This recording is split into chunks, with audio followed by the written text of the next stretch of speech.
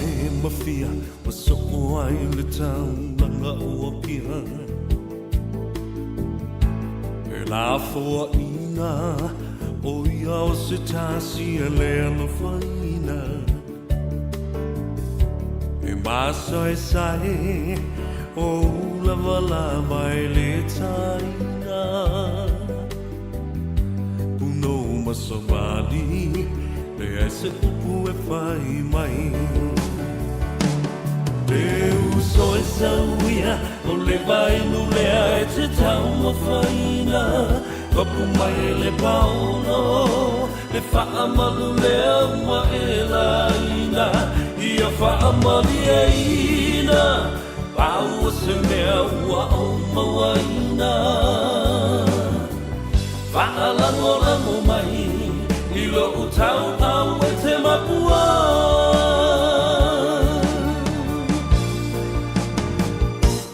le uso e sauia o le vai nulea e te tau mafaina mapuma e le paolo le faa malulea ua e laina ia faa mali e ina pau o se mea ua o mawaina fa'alango lango mai ilo utau au e te mapua fa'alango lango mai ilo utau au e te mapua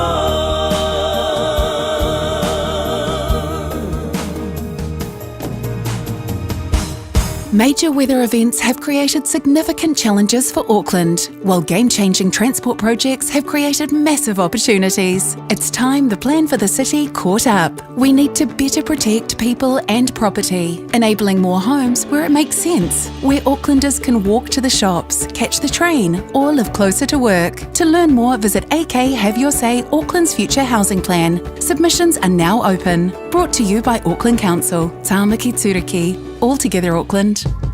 Beta Drive Doctors i le taulanga whaatau i maangele whaapea manrua. Mo le vaenga o so ngase pe amana o mia. E whaatino e fo i matupui pui o le whana witi. O tupui pui la COVID is fluiva mo i la tau is fuluan tausanga malunga atu. Whaapea matupui pui o le flu. Pala au telefoni, lua lima fitu, valu lima, iwa valu. Mo so wanoe whaatino ai nei au nanga. O fisa whama i maangele i taftafane o le McDonald. Amanrewa e taftafane o le Faletusi po le Public Library. Beta Drive Doctors Clinics. Awa ni MC a whaasala launga tu sa ole Radio Samoa le tamu le sanga tejo fitu ale Malisi Pacific International Sevens. E le aso se fulu male lima o November. Mai le malanta alo le Manuka Rovers i mangele mai le iwa le tai au. Los fulu au malo losi o le awhina wina le Champini o le nefo i tau sanga. Manu au mai Samoa, wha au mai fiti, mai si au mai New Zealand. Le Malisi Pacific International Sevens lua afe los fulu male lima. Awa ni MC e lunga le YouTube o le Radio Samoa tasi lima iwa tonu abo. Ua mawhai ona awina atu nei whaasala launga. Ona o le langolango malosi a le Dry-Bond Construction Chemicals.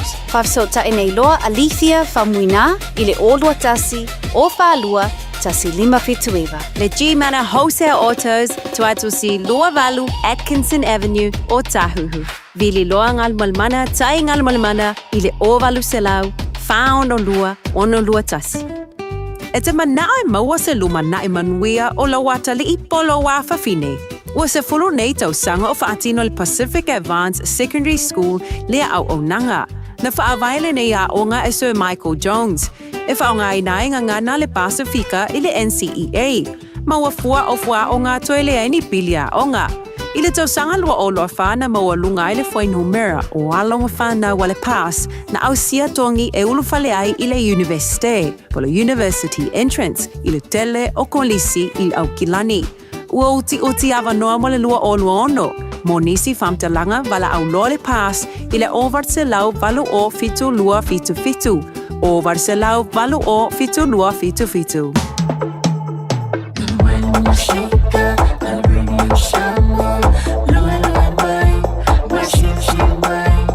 Radio Samoa, Radio Samoa, Radio Samoa, tasili mai vatolo. Radio Samoa. Ua na o le Radio Samoa se furulima iwa toru a mo e tautuaina o e ilangu ngana fitu aso le vai aso. O mawhai ona awina tu telefon mai Samoa. Ona o le lango mai le ofisa malanga o le Ades Travel. Telefoni o iwa, tolu iwa, lua o, whaselau. toluiva, lua o faselau. O te whātālofa lo tātou o tenu i le whai ungo le vāiase o le tauanunga o le ngāruenga o tala mai Samoa.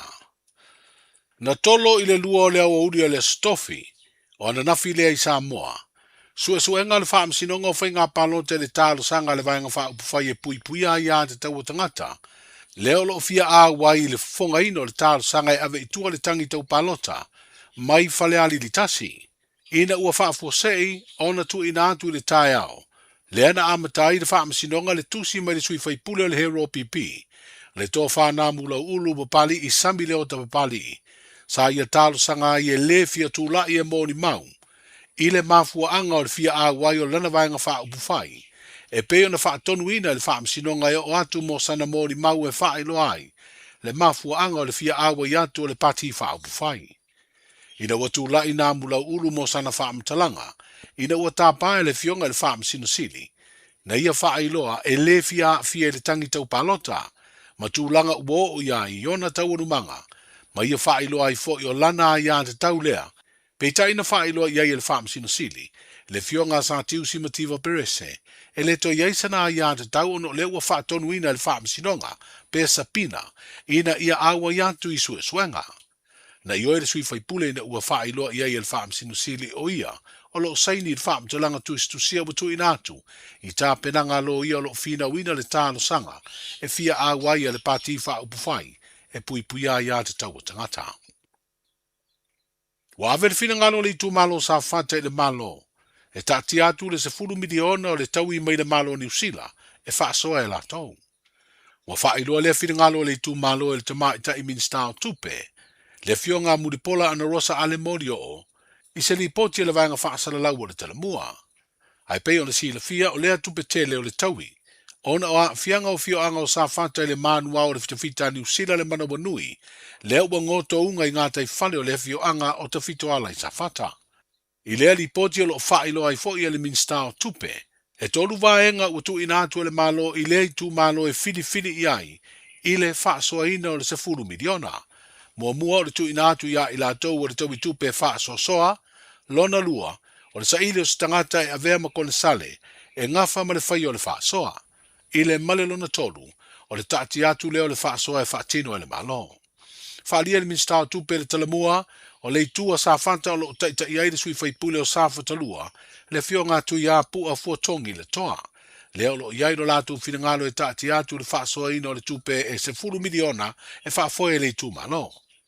E se furu wha miliona le isi vai ngā tupe sa wha iloa i le minstao tupe, i se whailoa inga taluai matu sitala, o le a au mai le malo New Zealand e ala i ngā luenga ma por kalame, mo le toi wha le leo le ngā tei whale o le tu malo, ona o a fianga mai suau u maisi o taota mai le manua o le manawa nui, lea sa lo fiai le ngā tei whale o sa whata, ina ua ngoto lea va o le fitafita o le malo New Zealand. Stasi o fuafuanga tā ua o whaeloa e le pālemia, le sunga la audia le mani atoa le ua te apolata i Fosi Schmidt, e ala se whatalananga ma le radio Samoa i ni vai aso ele i mamau atu.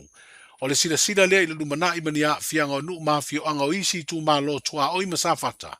Ono le ta otoa i nei o le manuao, i ngā tai whale o lea i tu ma lo.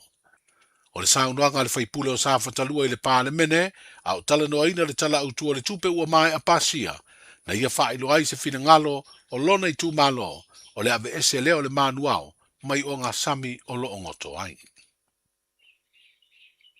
O whaeleo se fina ngalo le sunga atu i le epa lupe sori ai sa ilele malia le ngaoi, le taitama le pati wha upufai e pui pui a ia te tau o tangata. Ma ia whaelo ai le te tau na suia le whainga wha vaina amatai le polo keti o le miliona tā la.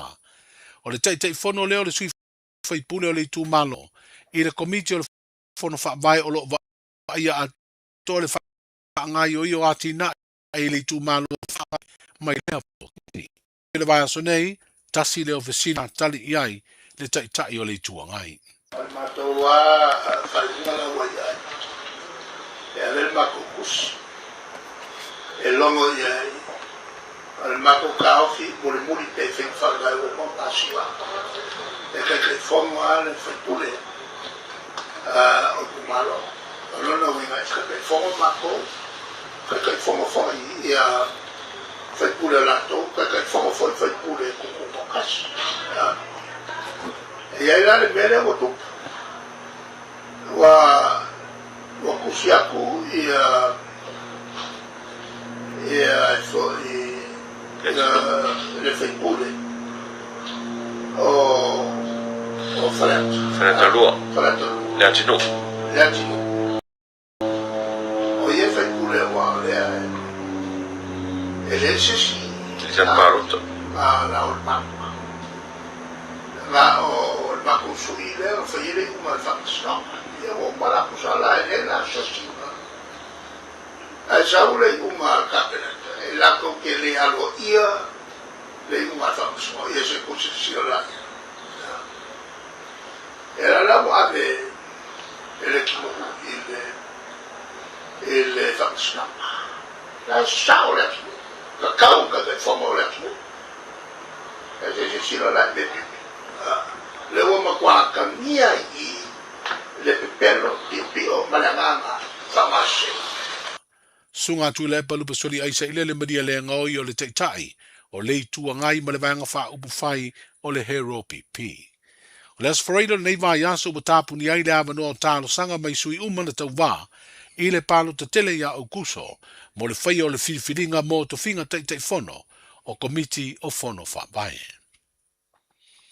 o le aso tolu le masinele nei o Novema na amata wha maluai se whau tuanga o puipuinga o Samoa. Mai le wha mai misela e peo na taula muai le mtanga aluenga o le soifua malolo ina. O ia whau tuanga e anga i tolu i tangata malanga maisi a tunu e a whea Samoa. E peo whanau e lalo le sifurulua tau sanga le mātutua. E matua te tau o na tau ame se pepa wha maunia e wha mautuai. Ua uma o na whaire tui pui o le misela. O wha iloa le sui wha tunu sida o le mtanga aluenga o le soifua malolo ina. Le li fo mai le fionga tangaloa Dr. Robert Thompson i se li poti le Samoa Global. O tā penanga tau le puipuinga o le tātu utunu le tōtula i mai ai se teimi o le pepesi o lea wha mai. Wa mata i tua i nei tangata ume uru fale mai i Samoa. Lea wa iai le fuafuanga e tāo fia ma wha anofo e seani tangata e malanga mai. Ai wha mao nia o loa fia ia unga o le wha mai misela. O taunu nei le wha lamputonga lo o whanga uma iei tā longa i Samoa le Cessnock. Le sulu o ta'alonga malo le tau pulenga peletania le awhia le aio Glasgow i Skotilani i peletania. Iai ulai o le tausanga whaurua o ruono. O ta pena i nei Samoa e wha savali le sulu. Ia so a tole atunu. Ma le wha moe te tau na mai a lea la sangata ua ia Januari o le tausanga whau. O wha iloi ta penanga le wha savali no le sulu o ta'alonga malo le tau pulenga. Le ua wha ingoi le wha ao malo le tau pulenga le tupu o sa lesa le tolu. O le ai vaenga o le suru le ate uteu ini wha ilonga i loai Samoa e pe o mamanu o le tātou tatau ma le manu. O tofu umafo i atunu e lima sifuru whao malo o le tau pulenga e au fiai Samoa ma le sulu e tu ufo i aia la tau teu ngai le wha moe o sulu uma o le awhito a tatala le wha au wha manui o loo nati ai tu tonu a le tupu o salesa pe a tatala ia ta alonga ia i ulai o le tausanga fau. O le porkalame o le wha savarina o le sulu mano whanga o le a whea o le tātou tunu o le afa i le teimi e mai e ai tāpenanga. Manuia le whaiunga o le vāiaso,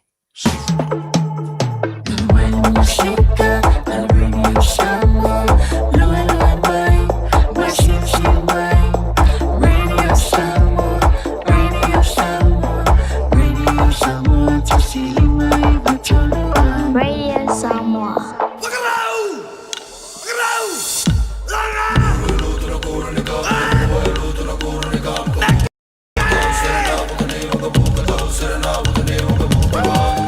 O le nau whaina whawhanga le tātou tinu u le tō whaasalawina o tātou tala mai Samoa.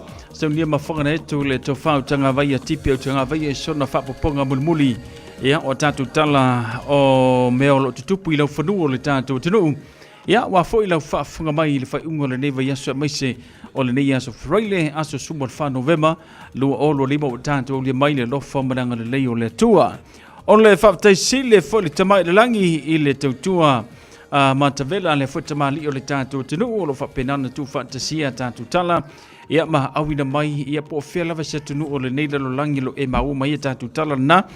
Ia le ngata fo ilo nu tutua oi o ante ronei. Ia whaina e whafonga i tātou tala na mai le tau le vadu le tai ao sifuru ma le lui le wuli. Whai fo nei whafonga i le tau le fitu teimi mulmuli le nao aso de tasi. e mawhai ona e whaafonga i tātou tala. Ia, male tautua ale tau whautanga vai tipi o tanga vai sona whapoponga o le nei fwoi vai aso a toi maritaurunga i le nei fwoi aso whareile. Tau pule le ola mare malosi, tātou taulia le tau le varu le tau le songa fua vai aso a sau, o le amwhaina toi maua seisio na whapoponga o tātou tala o mea lo te tupu i lau whanua o le tātou watino. Ina wa tula mele tātou teimi le wanti se furuano minute wa te ele tula fitu ala i whangasorina le tātou porkalame se vainga le tātou tala le tau. Ngata i whanu le tātou tino ufata se fuma kaleno le whaina whaiva. Ia e fika i ai mafua i ai au fufuanga. Ia pia whape o ena sauni sa whainga whaiva. Whangotanga halu sa ulama po le ala varko inga whangoke ke anga i al mea sili mataua o lau saunga le mu. Talo le tau mo tātou whaunga le neiva yaso ripati balo fisa vai dai o kilani. Ile sola vai e po le neia fia filo se e male mafan whanas furuma le valu tiki ris fuma le whala no malu. Ia, pe o rei tātou langi le leile tau mō tātou le sopi tai nei ei nei au aua.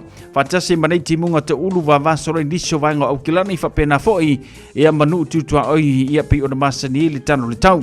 Anso antai aolo na so tona ile wha mawina se furuiva tikiriro na mafan whanas furuma le lua ro na malu.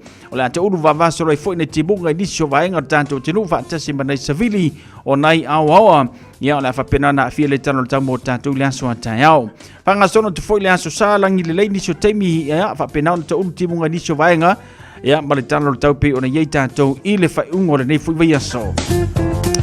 Sauni sa whainga malanga mo le tātou tinu o Samoa, langi le leile talo le tau mō tātou le tātou tinu o Samoa petai, ia o le a whapena foi na te ulu wa vasole ne timunga niso teimi, ia o lona vivela whaaturanga ina luas furma le iwa tikiri luas furma le lima, lona mawalalo pe o na iei, o nei vaenga le na a whapea o na te sauni talu Samoa a le luas furma le valu le mafanfana po le vivela luas furma liva a vivela tel foi ia wo atu tātou le tolu sfuru le sola la fa me luas furma liva rona winga o le vivela e ese mai lama vivela le ye ka ko la o ka ko e vivela talo tau a malu savili ia ma ua ripatia mai foi le tātou tala mai Samoa le tau whautanga vaia te tau o na whaia le tui pui o le misela le fa pena sa uni sa whainga malanga ma sau whanau ia polisi o nei whanau ia whaile tui o le misela ma le tui puipuia o na anga i le mo le tātou atinu o na lo pesi lava le whamai o le misela le tātou atinu pei o na iai le neiva i tau o le tausanga sili le puipuia i nai lo le tau tonga fitia Panga solo mai tātou le ngata i whalo le tātou atinu au kilani se fulu ma le valu minute te le valu suar ngata i whale le tai au mau mali atu le lua sumar wha minute tāle iwa le poa na nei o ne hunga wha mawina le awha tolu sumar tasi le tau na leila suar ngata i whale luas fulu lima minute transforma le lua le poa na nei to e mau mali atu le ngata i whale mo o ne hanga o le no whanga manu kau het se le maua mali tātou por kalame fitu minute transforma tasi le tau suar ngata i whale mau mali atu le wha minute transforma tasi le poa na nei ya ma whanga solo tu le no whanga o wha se enga muri mai pintu le wha mawina se furono minute tale tu la sumartasi le tau suar ngata i whale mo muri mai pintu ya to e mau mali atu le 5 minute ta sumartasi i le poa na nei a se o kanga siaki aku po fela kelele ya pelangi le le kalenga o whainga whaiva mo tātou whamai wanga lea popoko e waile ngaka i whale kelele i amale maka whanga kelele kui ma le wanga ma le loli ma le funga o ngei lai kele kai au beautiful pineapple aso sa e whamai wanga la lai fwoi mangaya aso ngafua mangaya aso lua nice aso lulu wawai ngei se e pa ira so lulu ve aso fou le whamai la wanga ia ma kua ise ki arka lengo whainga whaiva no winga ia o waenga na so se mea la kiaru ki whango kai kakau o nga maua sawia ai la ngale maua sawia e eser ko nga lamba nga kiaru ke la mai kama fo ia hor ku wan makapongi sai fo ringa ala ai ngon makafanga so re ai le lo whango ka malo lo le ya lo ngape va ai fa le ya le kulanga fo le ya lo sanga le mu o le sikai boka ko so ki nga ngai lo ai ele sanga le mu ala bonga le ofele am o ka se fia kama e maka ukia vai mo muone kalenga or whainga whaivar ngat so se metanga e ia vai lo sanga le mu fa mo mu ele nga fa kia le wangai nga kia mai ia lo lo ava ia ele nga fa kia fo le snapa nga ke ngau ia o nga ko e sau ilungo ole e se fe aku oi tulanga la na vai mo mo lo sanga le mu nga e alu ele te fangota o le waku la kaka ko ve ki mo so fie mafuta futa ai nga mafanau ai a tupu se fa la ona mafu mai lo ngau kelele ia o ngale au ngale ai fie ro fa ngoka sa va ia kong he au kia ki me ka ur fa ngoka oi mo mor kongi ko ale ofi ia ka ilua esa oi piti tala na tamar nga te fala tatu tenu kalena fainga faiva report ya mala fisa va tau ia gilani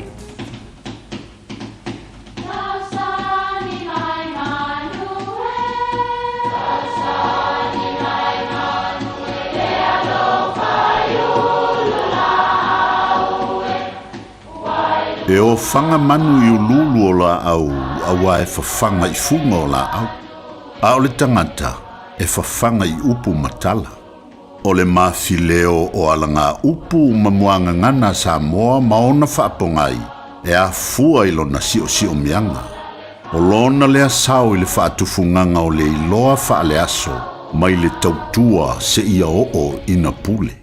O alanga upu mamuanga ngana ua lantou mamanuina le tō whamanino a Samoa, mana tua fo'i, e tāo fitau muli le atunu. E le o le au lefu a ia tamali. Sa le va aitu la fale i tāu pou au le lei, o le winga le o le upu o le au lefu. Ai sa fai tau i alo o tamali i longa o Samoa, awa o le isi le mafua anga nalai o na sii fale tautu. Ina ia mawalunga le ngafa o le nu. O le mawalunga o se ngafa e malu ai le nuu ia fio anga ua fesa wa ia lantu whaia. O le mafu anga le o le upu a wae le tāua le au lefu po le au le lei ai tāua le tūlanga. E ti ngā lava o na nau le tamali i le tamaitai wala le lei. Ai a mau lalolo na tūlanga, e whiwae anau, ai ese lava le tamaita i e au mai i e tūla fale. I ese fo ia whainga. Masalo ai o pō ia o le whaampau o tangata. Ia sa sili atu le tūlanga. Nai lo fōlinga, ia pē loto le lei foi, e le taulia, ai taulia le mamalu e maua mai ai. Ia manuia lau whaasau. Malo soy fua, o se fufonga Samoa, Radio Samoa, ta silima i vatolu a mo, se kia Radio Samoa. Tanto walanga upu po le maufa Samoa moni ma le tofa a siava Antonia Tuipea, ko wa whaafonga mai la ka kouir kupulanga kalavu. E le ka ua le au le lei. Ioi. O le keimi o aso aia, le lau karangoa kui aso ia. O le mele sa su ele kele wa vaka ngaka. O le mele mo mor kama au le lei, mar kenge au le lei. Ai a pe laku se kenge au le lei, ai ngongofo ma se kama mkuale kala fea ngai foreigns. Ai va ele le whaingo ori, ai va le whaingo, o mai mau o ia lale, mau o ia lale ia. Ai o mangi, or ka ngaka konguanga ke manguia, ngaka konguanga e te file muai. Ko mana ka ko vai gaming e voi ka fiolai. O le sikanga ka e se e fua i le mamaso mai or kama a la ai fungi se kama ma se mikia fa ko makua kasi se maso ai makau kia maso. Olang ipang. Ia e moangi. O ka se la popo o pangi o maso. Ai le finga ruenga. E fia alu e kuku le pengi fiki. O ka se au le leima le la le leima le mangai o fōringa. Ai makua i musu e alu e whaingaruenga. Ora si foi kangaka e whapengar so i fuanga le wai e kākou. Or kele ko pulanga le wai e kākou ke miringe ua su e i le au le lei. A kākou whaalongo la i le mau whaasamo mongi. Or mea whailanga su e i le pāngara uka mo asiawa. Mo le meo le ami o le lei. I moko i laki ara a siawa i longo whalikua la ke laki ngofo ke mingi. Iwe. O sa ori piki a siawa. Ai whaalongo mai la mai whaafonga mai kākou i kupulanga kalavou. O ele su esa wa vai ko inga me whapea. O le kama au le lei, o le kama mamaso, o le kama e ama, o le kama le leilanga la kapi, o le kama e le leiranga voti, o le kama e kami for wili, whatever, wa mea e su e sa waba, lo rau whakuia ke oi, e iai ka ngaka whapenga e ke saunga le mua, ma e sa o loko ai, e iai fo ka ngaka whapenga, ngā le papaku ai o whela yasu. E vali e o ma vali al tu talo sapele ke ale uli lo maka nga lo laku o falo nga yo maku fesili akuro kalame uli le lo maka a me engo sulu farka eri o ya o so asulu nga kapole solo taua vai fa de lei ya le tame lo fa ya ka ko ya kupulanga kala o e fa fonga mai ke au fa longo le mai ke au va aisa wa va ia orkele fo ia o e ka fa ma o experience le life o ngala ko keiro kele yo isi kala ki fa longo fe me yo o va e mo mai kala pu e le a o va e mo mai le loku a va nga e le wrong quasi se ya ave ku se sia ke o menga vai fa mai pa kele lapis ese se singi de nga mau ave aku se sia o le menga fai fa mai pa kele lapis lapis nga mena le va ai le sa wa va ai le so to lua va ai le se tangata te sa o lo to ai pe au le anga pe a foringa na fai le atua o le tangata le na te sa o lo to ai o le tangata le na tali atu ya te oyo mafatianga mo pupuanga so ia ka ko ke fio i kama fai mamaso e harun pengfiki lo su fitu minuto tal fitu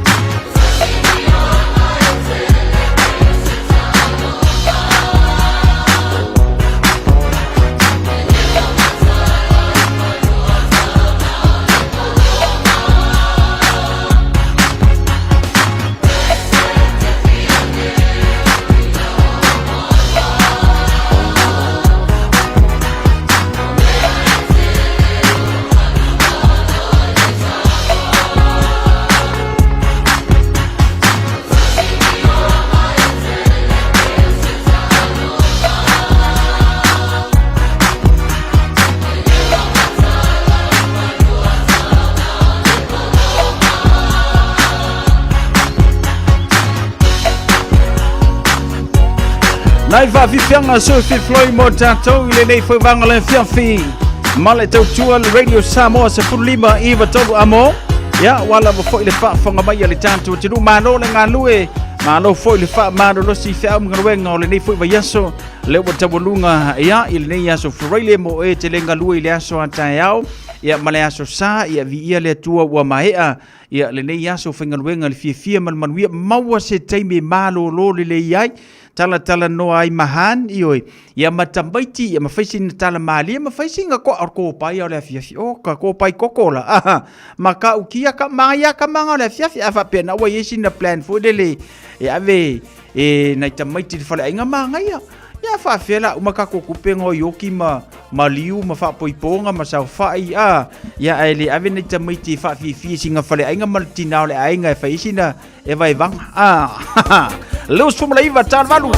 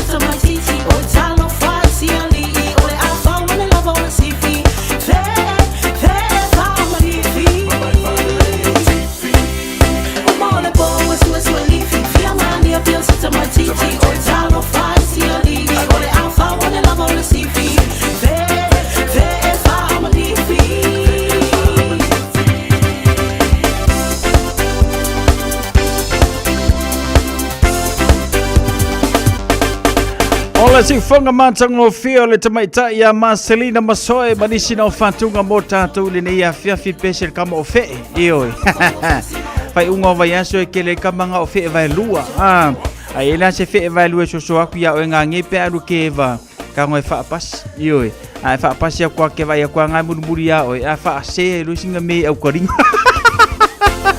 Patala vatu ya sina leo mai lunga le tanto YouTube channel malo le se fu mo sina Janeta Asiata fatano fatu fataile fata simaile ne foi vanga la fiafi I Orange Country California allo fatu fataile fata simai so ya sima ma Josefa malfatu ya oli malfanau fatano fatu mo oto fataile fata simai lua tolu va fusuanga so ifomruia fataile fata simaile ne ya fiafi lingata fo le Peter Enrico fatano fatu malo le so ifomruia Amelia Mikaele so ifomruia Amelia aftaile vala le fata simai ya le ngata folia Cecilia tuinga mala e wakama mau kwa kinkikile ma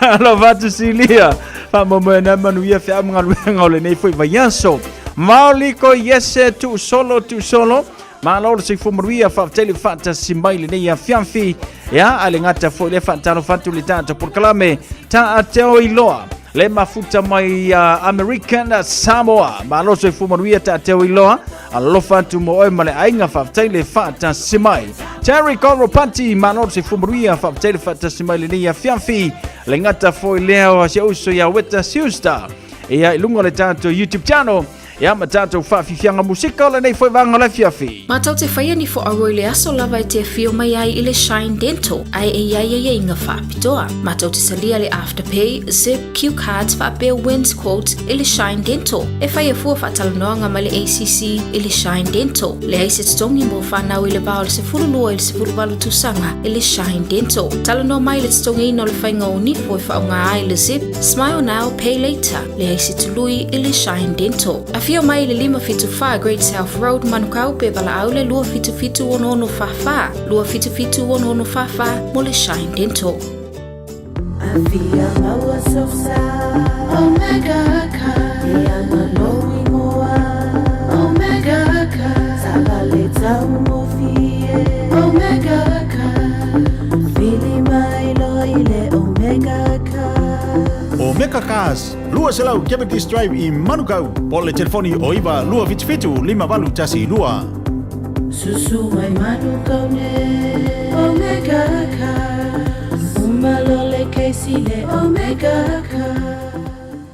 Afei wa umala dei tau sanga i tele i malanga i Samoa. Wa saunia nei ala DJ Sal se avanoa i teo no manu malo ai i se pepa malanga matoi fo i mai i Samoa ma le 5 se lautala Amerika le tupe te tawhau ai. Na ona whao ngā lavo le ClickX e lafo ai lau 5 se lautala New Zealand po le 5 se lautala Australia pe silia tu foi i le mai cash o le tu ainga i Samoa. O le mawale o le avanoa i le se i le anso mua te sema ma le se i mulimuli le anso 5 Januari. E mawhai foi o le e angavaa i le se i pe a lafa se top up tolu tala New Zealand, po le tolu se tala Australia pe silia te foi, molo a inga i Samoa, e ia inga o le nei whaabitoa. Marui e tele a Sofia i a inga umo Samoa.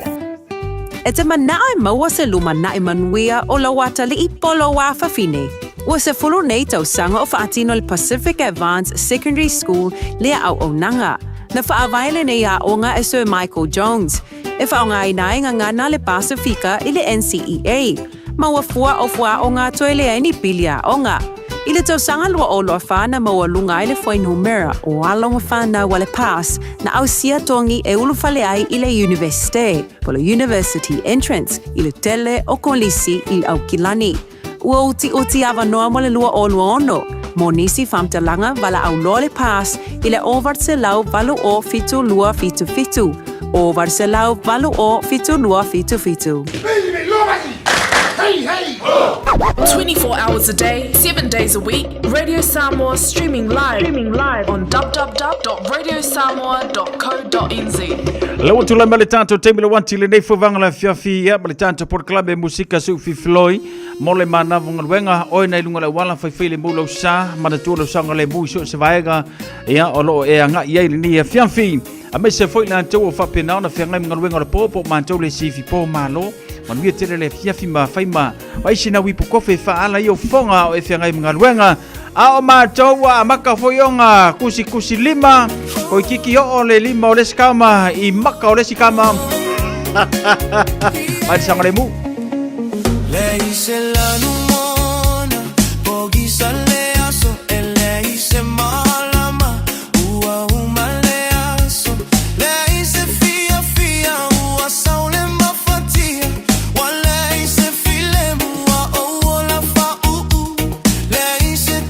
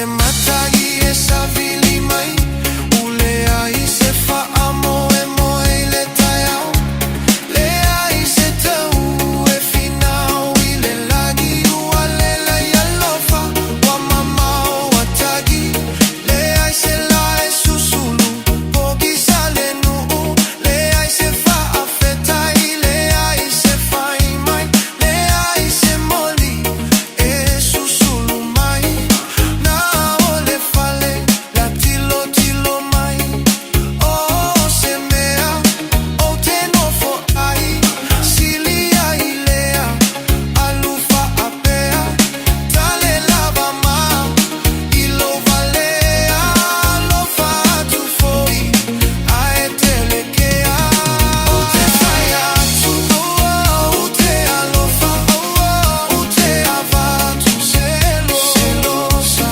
o te fia iloa su alofa o fati laua fioga o te fai atu o te alofa o te avatu selosa o te fia iloa su alofa o fati laua fioga.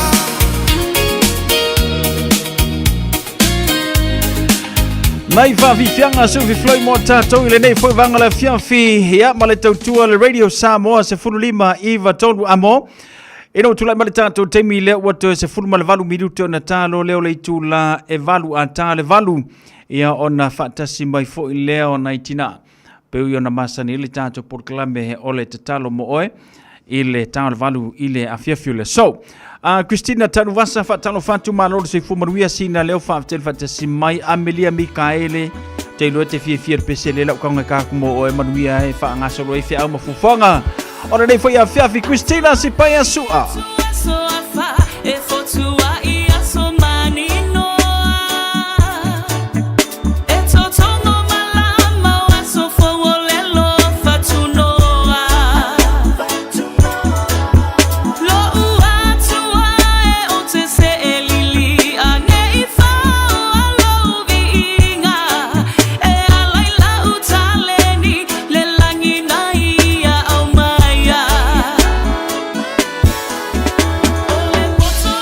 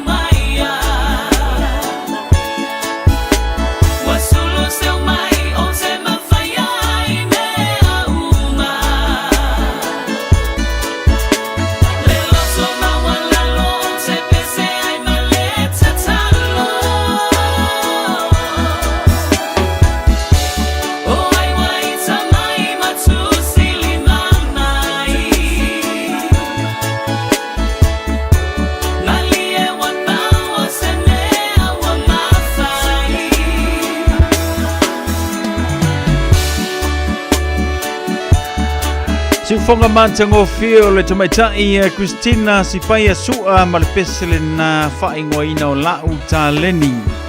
Ya, peo na uta ua le pole so lulu le tanto por kalamena uta ina le pesele o se tasi fo i alo le tanto tunu ua. Loa fo i lana tautua le ta leni pese. Ya, ma le tele fo i o wha ili sa so swani iai. Ya, ma avi fo i ai lana lango ma lana fo i tautua e ala i le musika. E o meala le taimi le nei o loo faa wau pea le tāleni.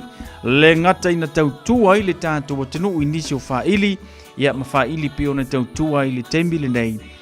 A fa pena fo i pespesenga faa le nganga. Tau faa fonga ma nei ai le upon pese le tau atua i lau faa longo i le nei a fia fia. A le tamaitai fai mai. Fealo fani i le tāleni e te mauai mea le lei.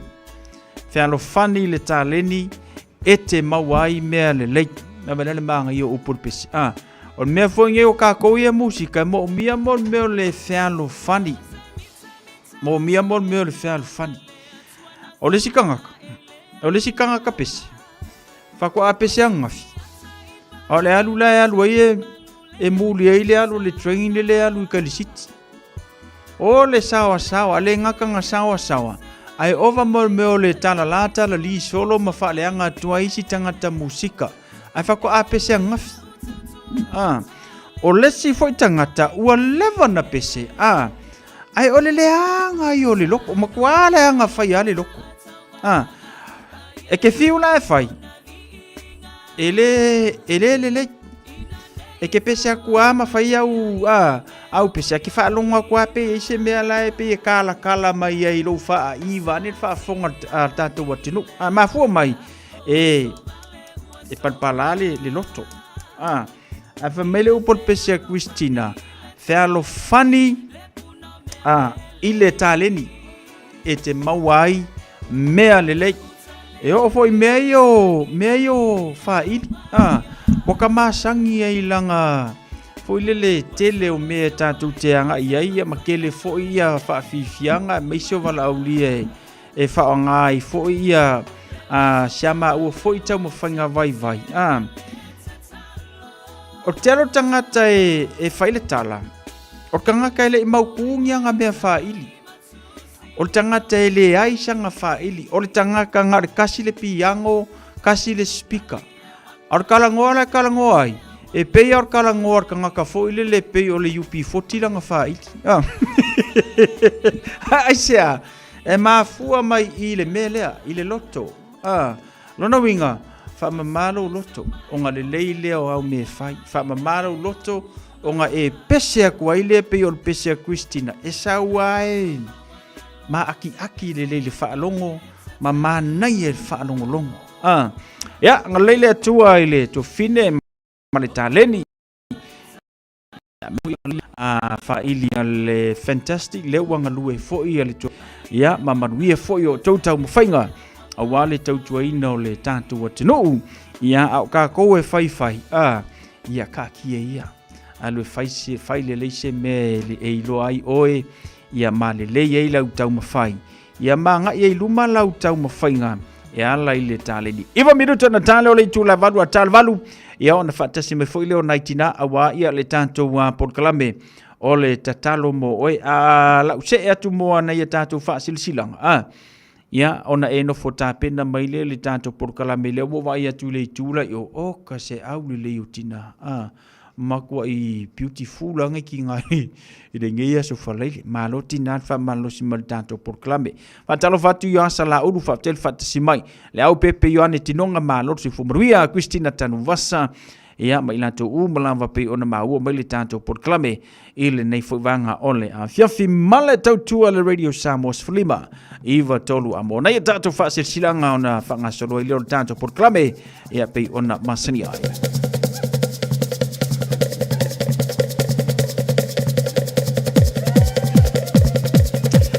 Tato fasil silanga mo mua leo tanu mai o le free whanau lunch warm aingo au kilani.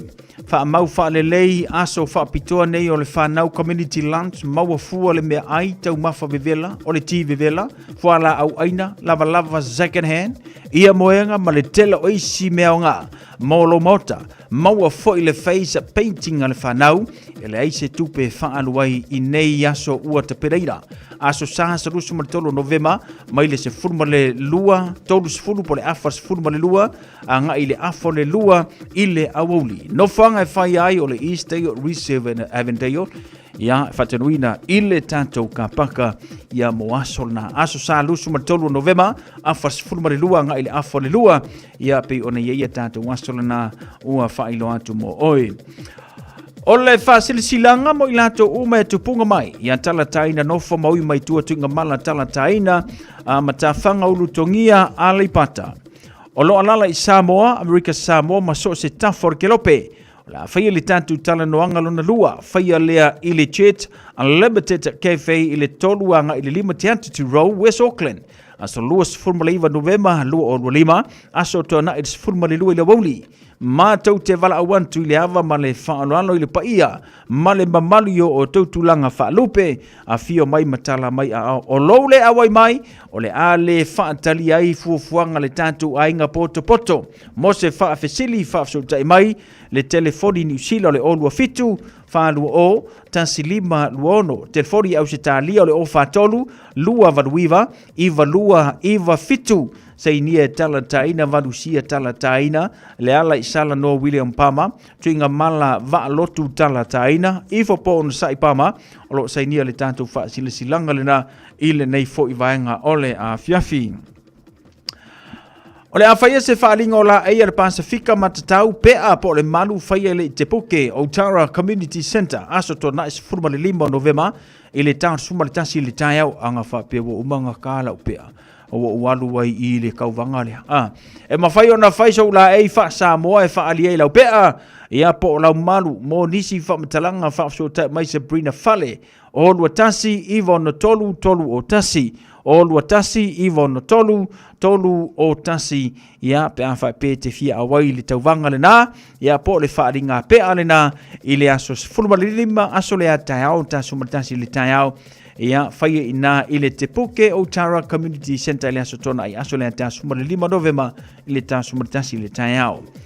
Awane ingalo saulo mingo le tusi o le songa, whaatasi ai ma le lolo minga, o le vao filfile e mawai whaarupenga o Samoa i sifo tutu i le mamanua, o nisi o tala tu o Samoa, o ala ngā upu o le matawhai oi ala matai i le whainga o le whaalavelave, pei o le whaapoiponga, ma liu le o susingo a inga, fesila whainga o Paolo, si i whaanoalo whaalanginga o le kalesia, ma le tele o le ngangana whaanolonga, e fitu se fulu tala lona tau.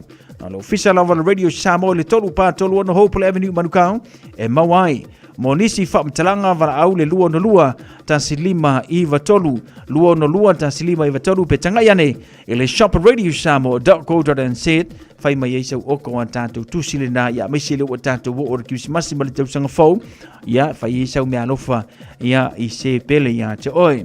E whakasa i vau tupua i whale alupo, e mātou te wha sila atu i le ava ma le wha aloalo, i le mafutanga alo matama whanau le kale sia e whakasa i vau tupua i whale alupo i au kilani nei e whapea. La usuia le tātou whodotanga i le afiafio le aso sa, sifuru ma leono masina suma le tasilu o lua lima, i le tu la tolu, o le no whanga e whai ai o le sifuru ma le wha a Cotton Row i Papa Totoe. Wha mo le a tātou whilo i ai whisila whai ai i le naaso, ma le wha alo lava wha whetai, sei nia le nei wha silanga, e le tai whono ma le paia o le laulau, wha so tai mai le numera, mo nisi wha matalanga o le o lua tasi, o valu o, iwa wha, o lua tasi, o valu o no iwa wha i lava ma le wha alo.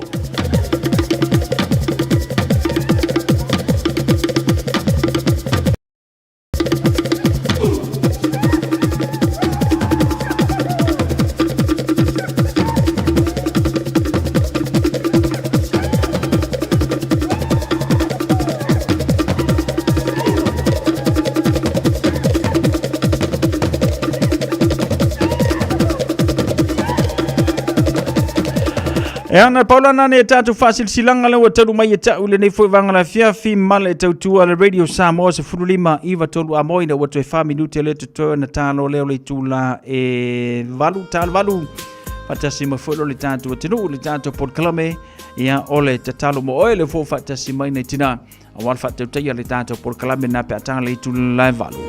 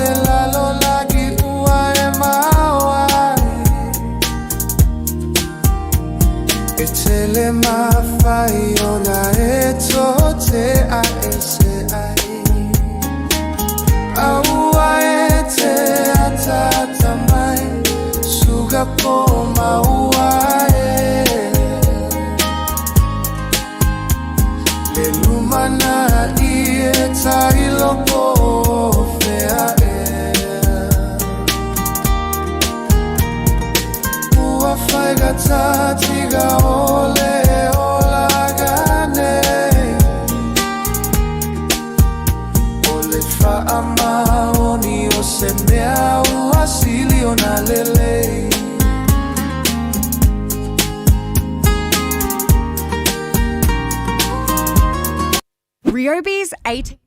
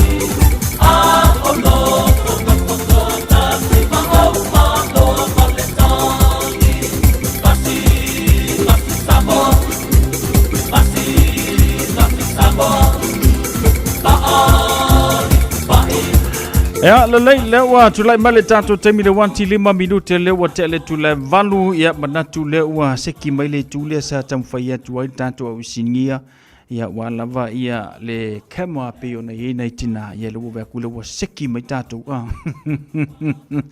ya le tu le ya fiafi ya o temi masani pe ona le tato por kalame ole tatalo mo oe le fo fantasi mai ya naitina salome mitro mo le ngata fo ile talusanga seudi piliti watoa ya maletina ya tuloto pe na masani ili tato por kalame ole tatalo mo oe mawalo wa vanua tao fi mai laulaina ya ina ia maua le fia mo oe ya wafo ile avanua taua ya e tatalo tuaina itina ya mo longa se ngase le nei fuwanga ole a fiafi mele usimai fa fonga sa poponga le tato por kalame ole tatalo mo oe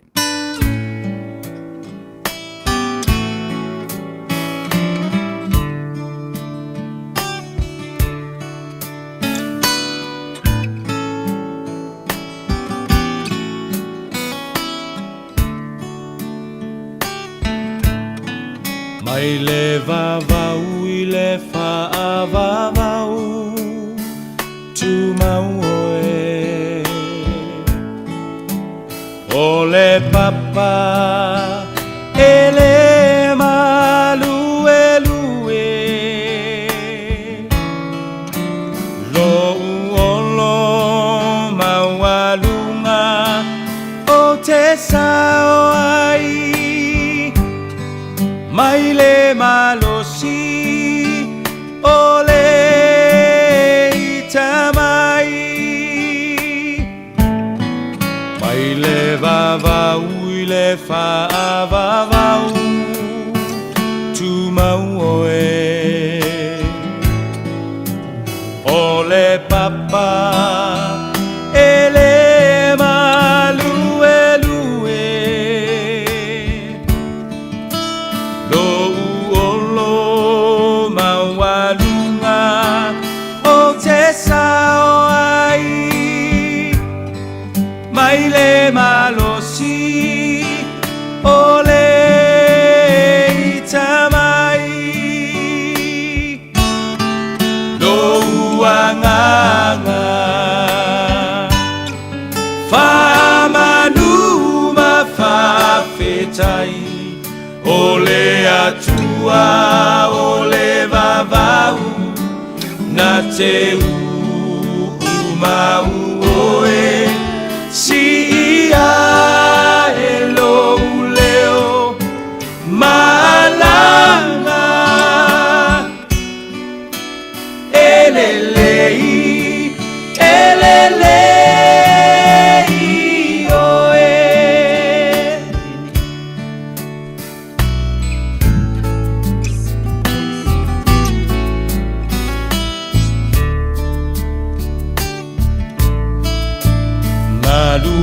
Malulu e mea uma moa u Silafia e ia o umanatu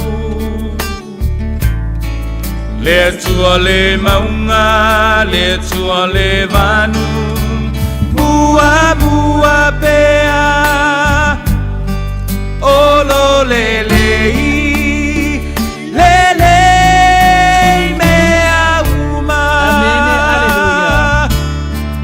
Lo uanganga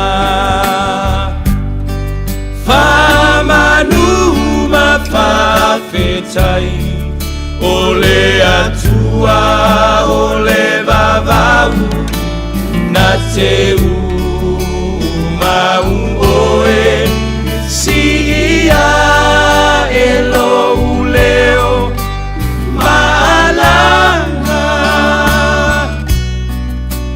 Elelei Elelei oe Lo uanganga Whamanuma whawhetai O le atua o le vavau Na te umau oe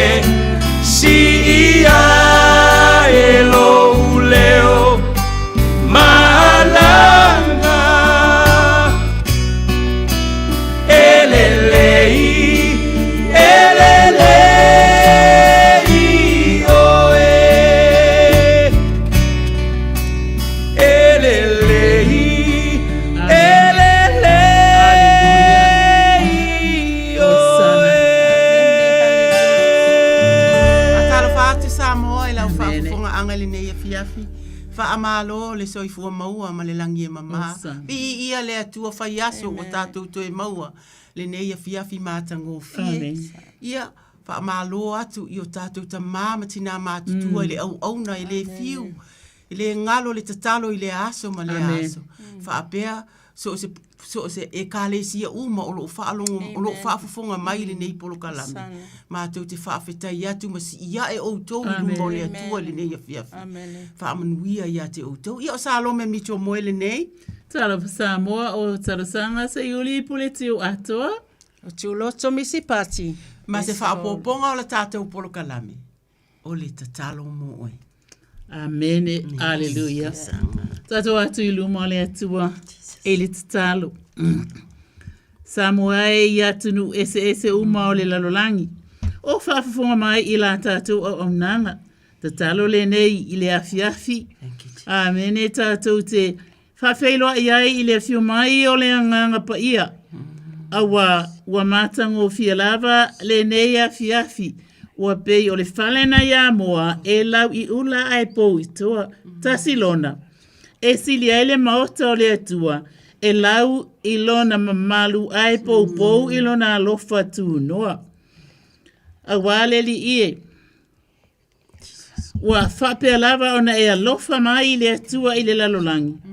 Wa e awina mai a ilo watali i pele to tasi ina. Ia le whano se tasi e wha atua. Ia te ia a ia maua uma le ola e whabavau. O le mea lea, e mātou te sā ili atua ia Iova, manu o maua la ua fio. Mātou te wala awa tuai, manu o lata mai la ua fio.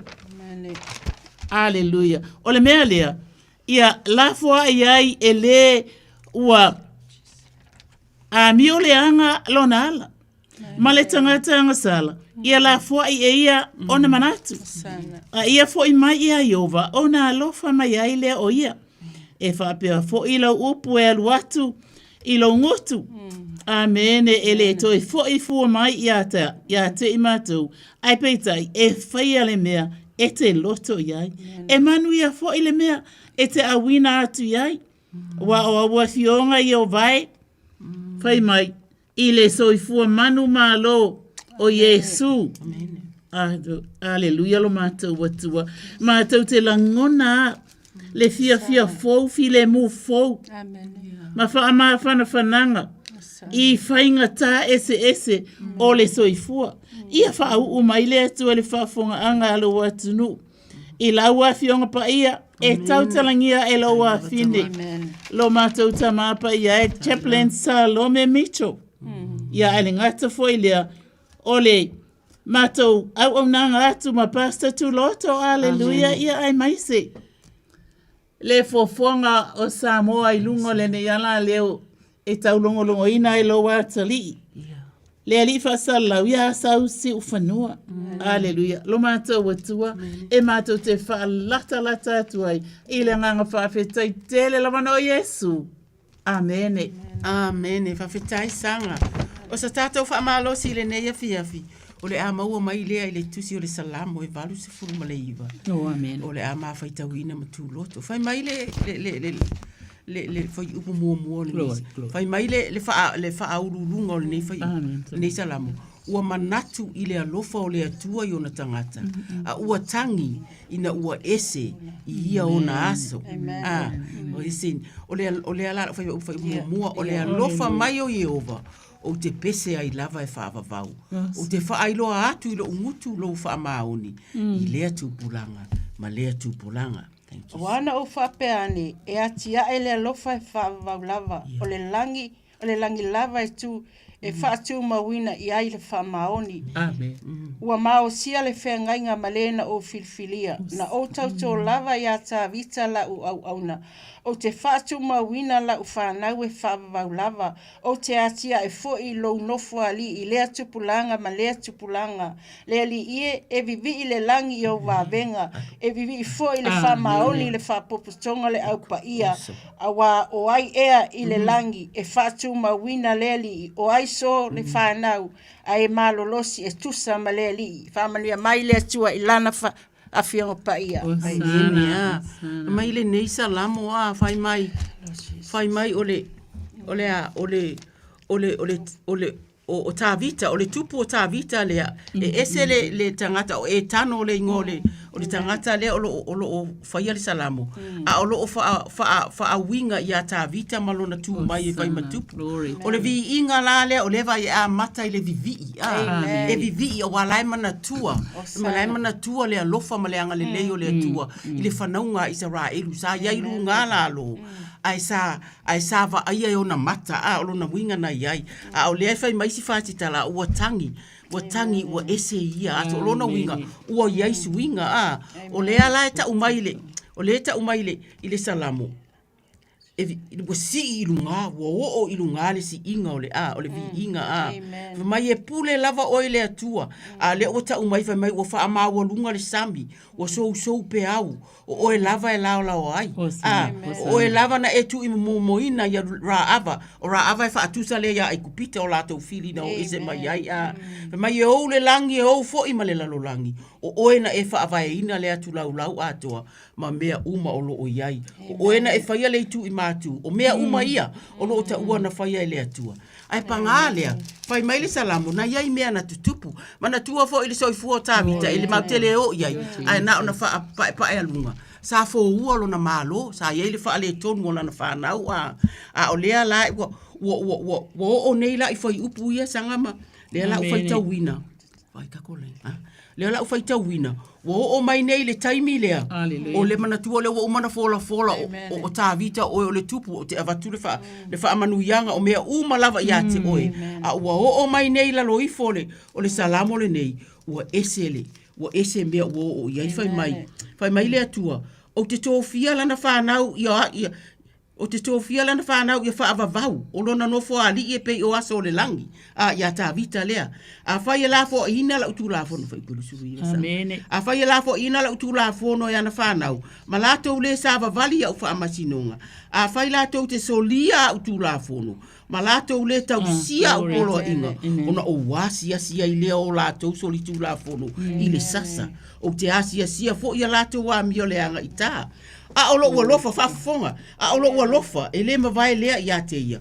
O te le pe pelo fo i lo wha amaoni, o te le tu umawai inga la o whea inga, o te le li liu lava upu na pa u atu o la ngutu, i taimi la ia, o lea la ua iei le fo unga le malo na, o mai loa lea, o mai nei le taimi, ai wala ngona le, wala ngona ua tele le whaapita uli, le lave o mea ua te tupu i taimi o le malo ta vita, fai mai loa ta vita, le fai salamo o oe o e te ina mai ma e ino sia mai o e matuato a sa mai i lena e fa uina o fai upoe kolu valu kolu ero o e la foa i le fea ngai ngale au auna o e solia lo na pale ali ile wow o e fa solo ina ona pa umo pa ia o Yerusalema o e fa ia fo ilo na olo ma fa upenga ma o vete fo ia na mea i lato uma o e fa amawalunga ina le lima tau o e ita mai i tangata o Israel o e li liu ese ina fo ile mata o lana pelu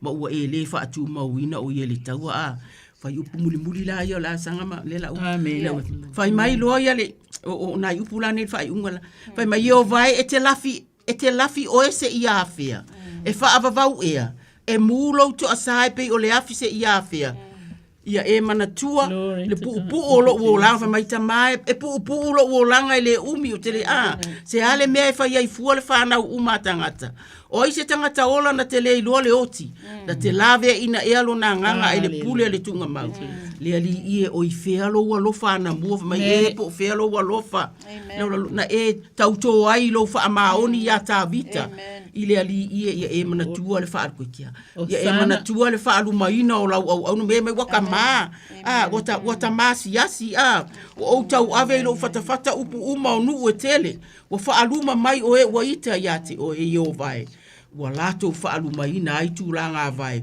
o le na e fa uina fa mai lo le fa ai unga lea o le tau alunga lea o le tat ia fa afetai ali ova e fa avavau lava Amene ma amene. Tinga lava ni fainga tama ni lo ole. Ni mani so ole vasa na o mai ai. E alu lava ole la uma ile atua nei mea na polonga ai ma fainga ta. Ai le o mai lava ile faava vau. Lai tu mau ale inga ile ngutu ole fai salamo. O la tatou te talo na o tatou po o lava. Glory to God. Po o lava fainga ta ko kia. Po o lava fainga ta malu ngama la lo le olanga. Mana tua le taimi o le alofa. Mana tua le taimi o le susulu o le mafana fana o le alofa o le atua. I taimi ia tatou te vai ai. Toi ti mata le upenga toi fai le tatalo puno upea manga lue pea awa e faafofonga le atua e pei lava. O salamo ta vita le na tatou fai tauina. Ia ua o le tatou fa malo sile na ile ne fiafi tu watu yo au tafa. Ia langa o le ua amata o na maua mai matou court. Hallelujah. Praise God. Ia lava le atua le na upawina le ne fiafi.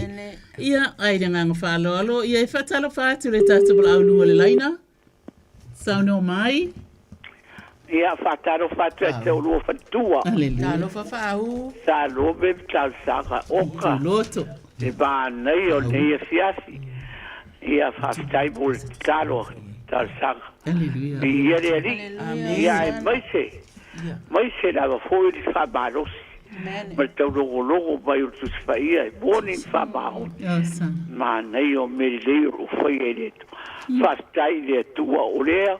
O au leo te bita faia elo loto. Ona nasi na to elo walu suru fata usa. Hallelujah. Happy birthday. Walu suru viva tausa. Sa poto vai dai u fata. Ma to fai ma to loto fatai le tu. Ona nei tausa mo. Mita mai ale de galo te bi umara talo le tu. Bi ale ri. Bi ale ri. Ia ai tu atu pea loa sua o loa sui vai o le atua. Hallelujah. Teibi malava lo alu bale mana mo talo. Au au tangata o lo futuru fai atu.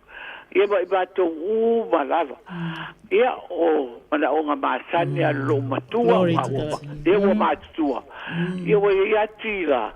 Ai le ma fai da fai ti tia talo ia to teibi le atu.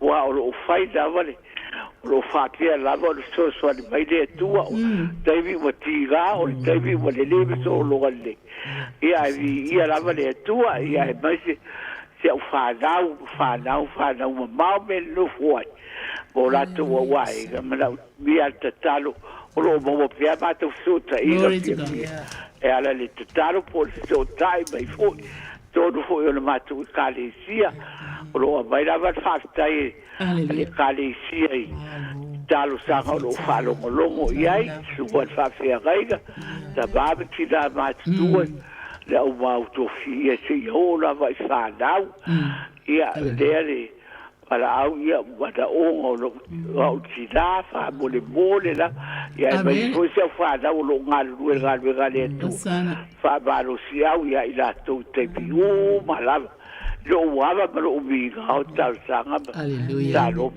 Praise God. Hallelujah. Hallelujah. Amen. Oka se famaoni o le tua. Hallelujah. Amen. Ia. Yamanuia lo wa sofana. Yamanuia lo wa sofana. Yamanuia lo wa sofana. Fa amandu ia le atua.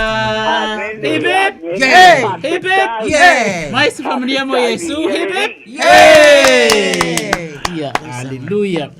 Fai mai la le fionga le atua. E se la le mana i o le upo le atua mo. O ele na fai tawina le fiat. Al fai upu mo. Fai mai. O le alofa mai o le ali. O te pese ai lava e fa babau. Hallelujah. Amen. Hallelujah. Ole salam ole na e varse fulu I vale sa faita wina atu nei al foi upu mo fa mai ole alofa mai ole ali o te pese ai lava e fa va fa mai o te fa ai lo atu I lo ungutu hallelujah alena lena sa no mai ai lo fonga hallelujah o te fa ai lo atu I lo ungutu lo fa maoni Aleluia. I lea tupulanga ma lea tupulanga. Ia wale tasi se unga tupulanga na e sa unua ma whaelo mai fo I le neia fiafi. O tupulanga o alo ma whanau a lau sunga le tina ia ai maise o tautono le ekalesia. Aleluia. Ia wa anoa I tupulanga wa e sa unua ma ia I whamai awa na o whapeane. E ati na e le alofa e whaavavau lava. Amen. O le langi lava. E te whaatu mawina ai lo wha maoni. Aleluia. O le mawalungai o le mea lai whaatu mawina ai le wha maoni o le atua ia te oi. Aleluia. Ia whaafitai ai le atua. Ona mana onga malava le atua ma ye matutua se o au pito I titi o le ekalesia. Aleluia. Whaafitai tapa.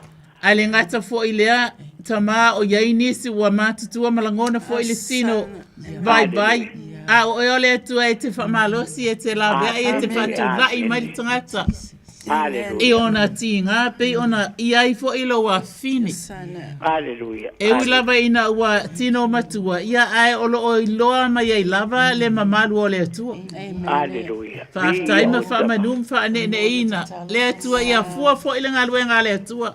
Aleluia. Olo o tu lai mai ai lana whanau so se atunu olo o lato o iai. Le atua e langona fo ia I mātou ia se whamarianga mai ia te ia. Ona olona tō anga e tatalo. Tau longo. Alofa I so se tas ia lo mātou ta mapa iai. Wa mātou tu ina atu mai lava I lata uma o e na ia tā ua. Ia e mai se ai le atua ola mātou o batu ia te olivi inga le whaftai man whamanu. Aleluia. Awa fionga e ui aina matua. Ai fua mai pia lava. Aleluia. Ia ole tatalo le tama. Whaftai whamanu whanene ina lau sua whanei ma so uma Yesu. Amen. Aleluia. Whasitai. Whatupulau to I rufonga. Aleluia. Whamanuia le to I atu. Rua whatuma wina. Glory to God. Le lua malo siritino loto anganga mawhauwha. Amen. Tātou te whai ai lava ni maftara taro I vai a staita. Ia whapeo whamanuina sua fole ni. Osana. Ia whamanuia ia te urua. Le taimi o fo ia tua I ainga. Ia whaalao le tua wala uma whataunuina manuia. Whiroa e mahainga whanau. Ia le ri, ia mas foi no weekend, foi da sa. Whiroa I pēr la pēr. Ia whamanuia le tua e atu. Nei ai o whamavau la. Amene. Manuia te leo le tina. Osana. Praise God. Pawhailo ai asu leo laina, sauno mai. Talofa. Ungia. Malo le toifua mungia ya o toifua.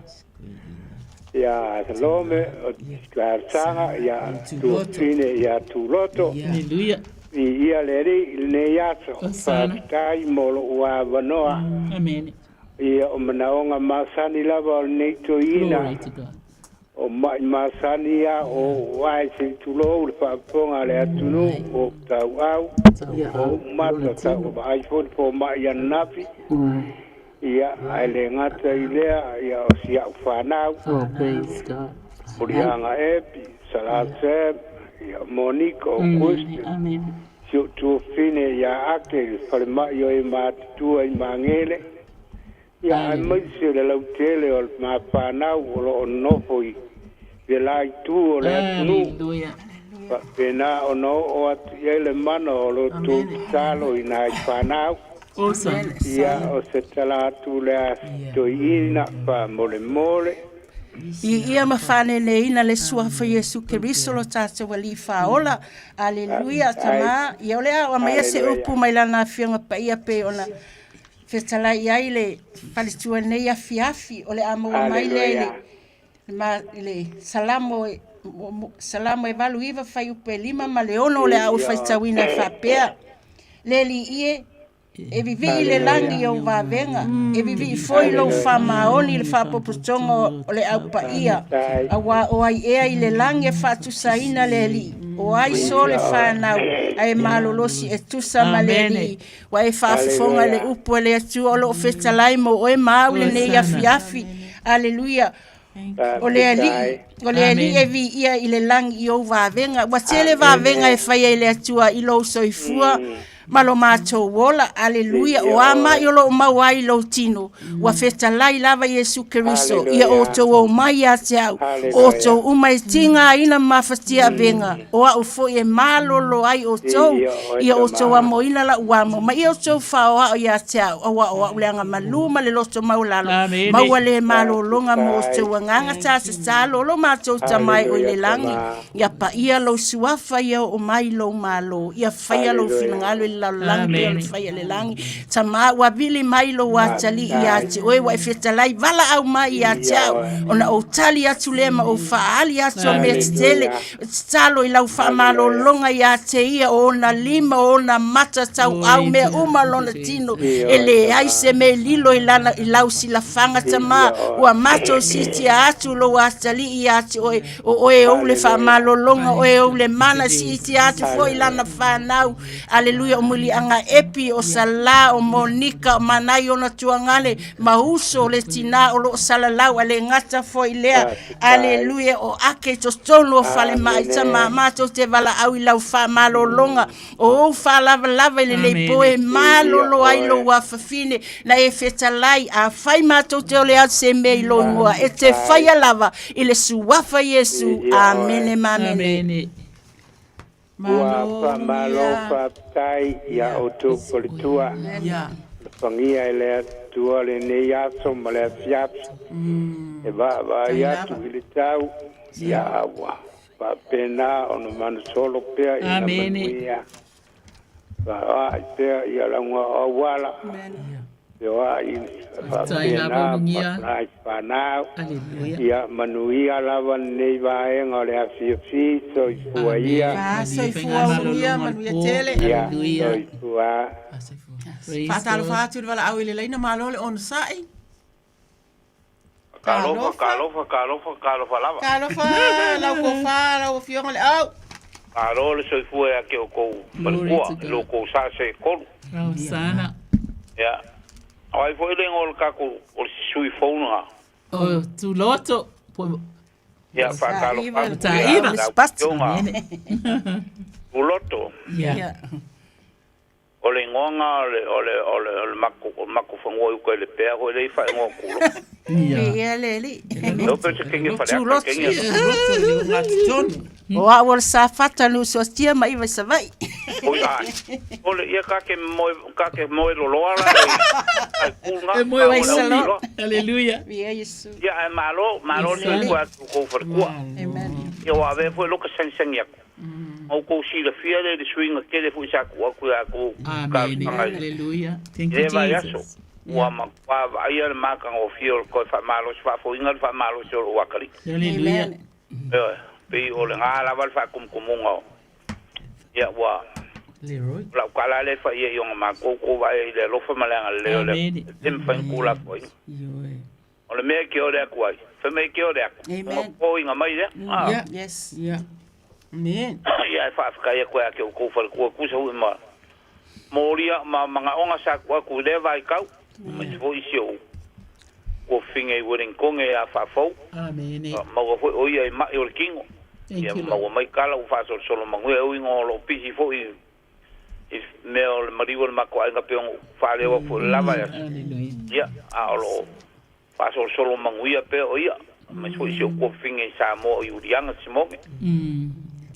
Ya fa pe fo isio uso fo nki sa fa ka ko ri fo fa mai wo i ku. Onki wang yu kala vai mo ma ko ru ma fa nga. Ya lenga ka le ol kinga makua malolo mangu malo sa ngaru ko sanga ke. Aleluia. Ya lo mo wol so fu la le ya ke yu kala vai mo cho mako piko. Ya mo dia ko pe de ngang fa skai mal fa malo ya ke ko. Sana. Ku sol ka ko ma kanga me se so kinga mako kai great line ni swa fa ya mela puri ki Amen. Ia mai se foi o xau mafukanga se mako parisi. Yo wapi o kaule mako kalisi ka o parisi au lo. Amen. Ya ma se mako kama fa se au mongia o Filipino. Ia ai mal ia nga le ko ala si de fia. Amen. Ya ki ia lang kai nga fo mako parisi. Wa ko ke felangulang mai ia se au lo Samoa Mexico maka. Inga inkia Filipino palangi Samoa yo konga. Amen. Fa kasi il mekas. Ya. Ai fa sinsiria no ka ko mafkanga mo o ko kinga wa le se nga ma ko ke vide ko ile ngi se kari market ko ngi pa no ma ko. Yo, ma si de lo fa le ko fo ai ki ngo malo sia ko. Amen. Para ko se kulo ko po ia kaula. Ya wal fucking ngol ka ko. Amen. Ngai po yo le kar sanga ku le ngai ko inga malanga fa lo. Ka malo lava le au ia le atua wa fa fofonga le atua. Fa fofonga le atua ole se upu fa malo si atidi lo nga ngai fa manu atu ia Iova. O me uma te tonu ia te au. Ia fa manu lo na sua fa pa ia lo nga ngai fa manu atu ia Iova. Au fo ine ingalo si. Amen amen. Tasi wana me alo fa. Le fa mangalo ina wa mi ole nga uma lava. Le fa malo lo ina uma ia to uma. O le fa aola ina mailo uola aile tuunga mau. O le fa apele ina au ile alofa. Ma le alofa muti. Amen. O le mali ailo umana o ime alele. O le fa apele le taule alea. Fa apei o le aeto. Ia o etama ia o awa fionga ia ua mātou talatala ina atu ilo watali. Ua e fa afofonga le atua e masani. E masani i aulo toa. E masani i fa manuianga. E masani fo i le aisi le atua i la ua fio. I tauni e te tauai le atua. Fa afetai le atua. E te fa fia mai. E te fa alota te tele i mātou. Ona o awa fionga le atua a wai. Ona nalisi o si ana whanau le atua. E mātou te si i atu. I lātou uma lava le atua. I mea olo o iai o murianga epi o sala. Ioe. Lātou uma. Monika. O i maota o tangata. O lona o na ainga o lo i te tono o maota o tangata mātutua. Tua ngane o le uso o le atua. O whanau le atua. Mātou te tatalo le atua whaafou i mai o le whaafou atu le atua. Whai mailana vi inga sa. Whai mailana vi inga ua te le suinga o si o nātali. O le vi inga lea na tatauna lau alunga i le mātou tautala noa atu ta maa whaafetai Uliana Simone tina matua le atuae maafutanga i palisi le auauna le atua Filipino le atua ia fonoti Ioane le tina i au kilangi o mela ia la wafio ta mai le toa tele o le ai o le nei ali le atua e mātou te tatalo ia e fusia i lātou uma le atua ia ua fionga na fola ina atu le atua e pero feta atu ia maua ia au ina atu e asi atu wai le anganga o le atua ie o lo muli ta ina i le tatalo i le ngata atu i nei ia o te tonu o ai ngata whafou le isi ta mana o te ta umai io e ta mātou te tatalo le atua e ta ua le tangata malona lona ingoa e tā ua fo i mea o lo ala i wala au mai le atua. Whalau tele o lātou whale ia i le alofa, i le ngā lue le tamau a inga le atua, ngā luenga o lo maua vi ia la ua fio, tu wai whanau ia onga le atua, whaafetai o lo o ina, whaafetai o lo o iai mea uma le atua. Au wale soifua ina le atua, au wale soifua manuia. Mātou te tatalo i le whaale anganga o le nei a inga a matatia le auma i lātou uma. Ina ia tupu ma ia sanga tupu le atua. E whawhanga e aua fionga, e whawhanga i wherosipi. Ma malu o lo whaatasi atu i ai le atua. Le alofangia le atua i lātou. Te tatalo le atua. Puna bea. E tala le lei te tonu o lātou loto maainga i mātou ta mā. E te sila fia uma ta whamanuia le au. I te le se la unga. I ai le tō whā. I taimi fo i a watuai se upu e whamalosi. I nisi te tonu o le e kālesi. Ia e maisi fo i mea a sia. Whamanuia lili ma le ainga a toa ta mā. A fia ina uma. Ono le vala au mai le ia fiafi. I le suafa o ke riso o mātou vala au atuai. Amen, amen. Amen, hallelujah. Thank you, Lord. Ave kai moria kule anga fa kai ke ko fer ko se ka ko mafka ka lo nge fiaf. Ya Kung wala nganga mal family boy. Nei mako kire master salofo. Amen. Thank you. Wa me suyo. Me so kanga ka ko ma ka le va ka ko mal kuma o de lan. Ale nganga fa skai la. Lim fa ing va. Amen. Ngie de kolo ko so fu kulu. E sang fo e pele malos. Ya ke ko ka. Oh glory to God. Ele te me fa pele malosi. Kingo fa kingo fe au mga luanga mai so tu ke ngie fia. Fa loko ke inga ko ele ko. Hallelujah. Kam fa in kao o nga luanga. La foi i deri. Sana. Ano ku fa mangya. Fa taita. Ma au kuanga le. Ia fa. Ma le fa lo alo ke ia fa mangya de ku ngie fia fa ko kariu mo kamalawa. Thank you Lord. Ia fa pe nga markio ko yala o la fe o ia. Amuia de ku. Hallelujah. Afa Yesu. Amen. Amen. Amen. Fa fitaile au manuia tele. Lili male ainga. Ya ko fa Yesu ifua. God bless le au. Hallelujah. Ia vi la vale tua. Fa taro fatu malo le no sa ita tua lunga ole laina sa mai. Ia fa talo fatu ya o tu fal tua long time no long time. Oi fo io. O tai mali. Wa mangai le upu fa so ni ngai kura. Tai mali. Wala ngonga le loko. Hallelujah. Male nganga. Ia o le mea lea. O wala au kuai ya ki o ko o ngo. O sia foi gau ka vilanga e kuangia ka ikai mea le loko. Hallelujah. Pe yo le alanga. Le mea mai tutuangi ai. Hallelujah. Yo ngo wal fo engi ai maska i male spal ko fa sia. O ke el fusi mai o au.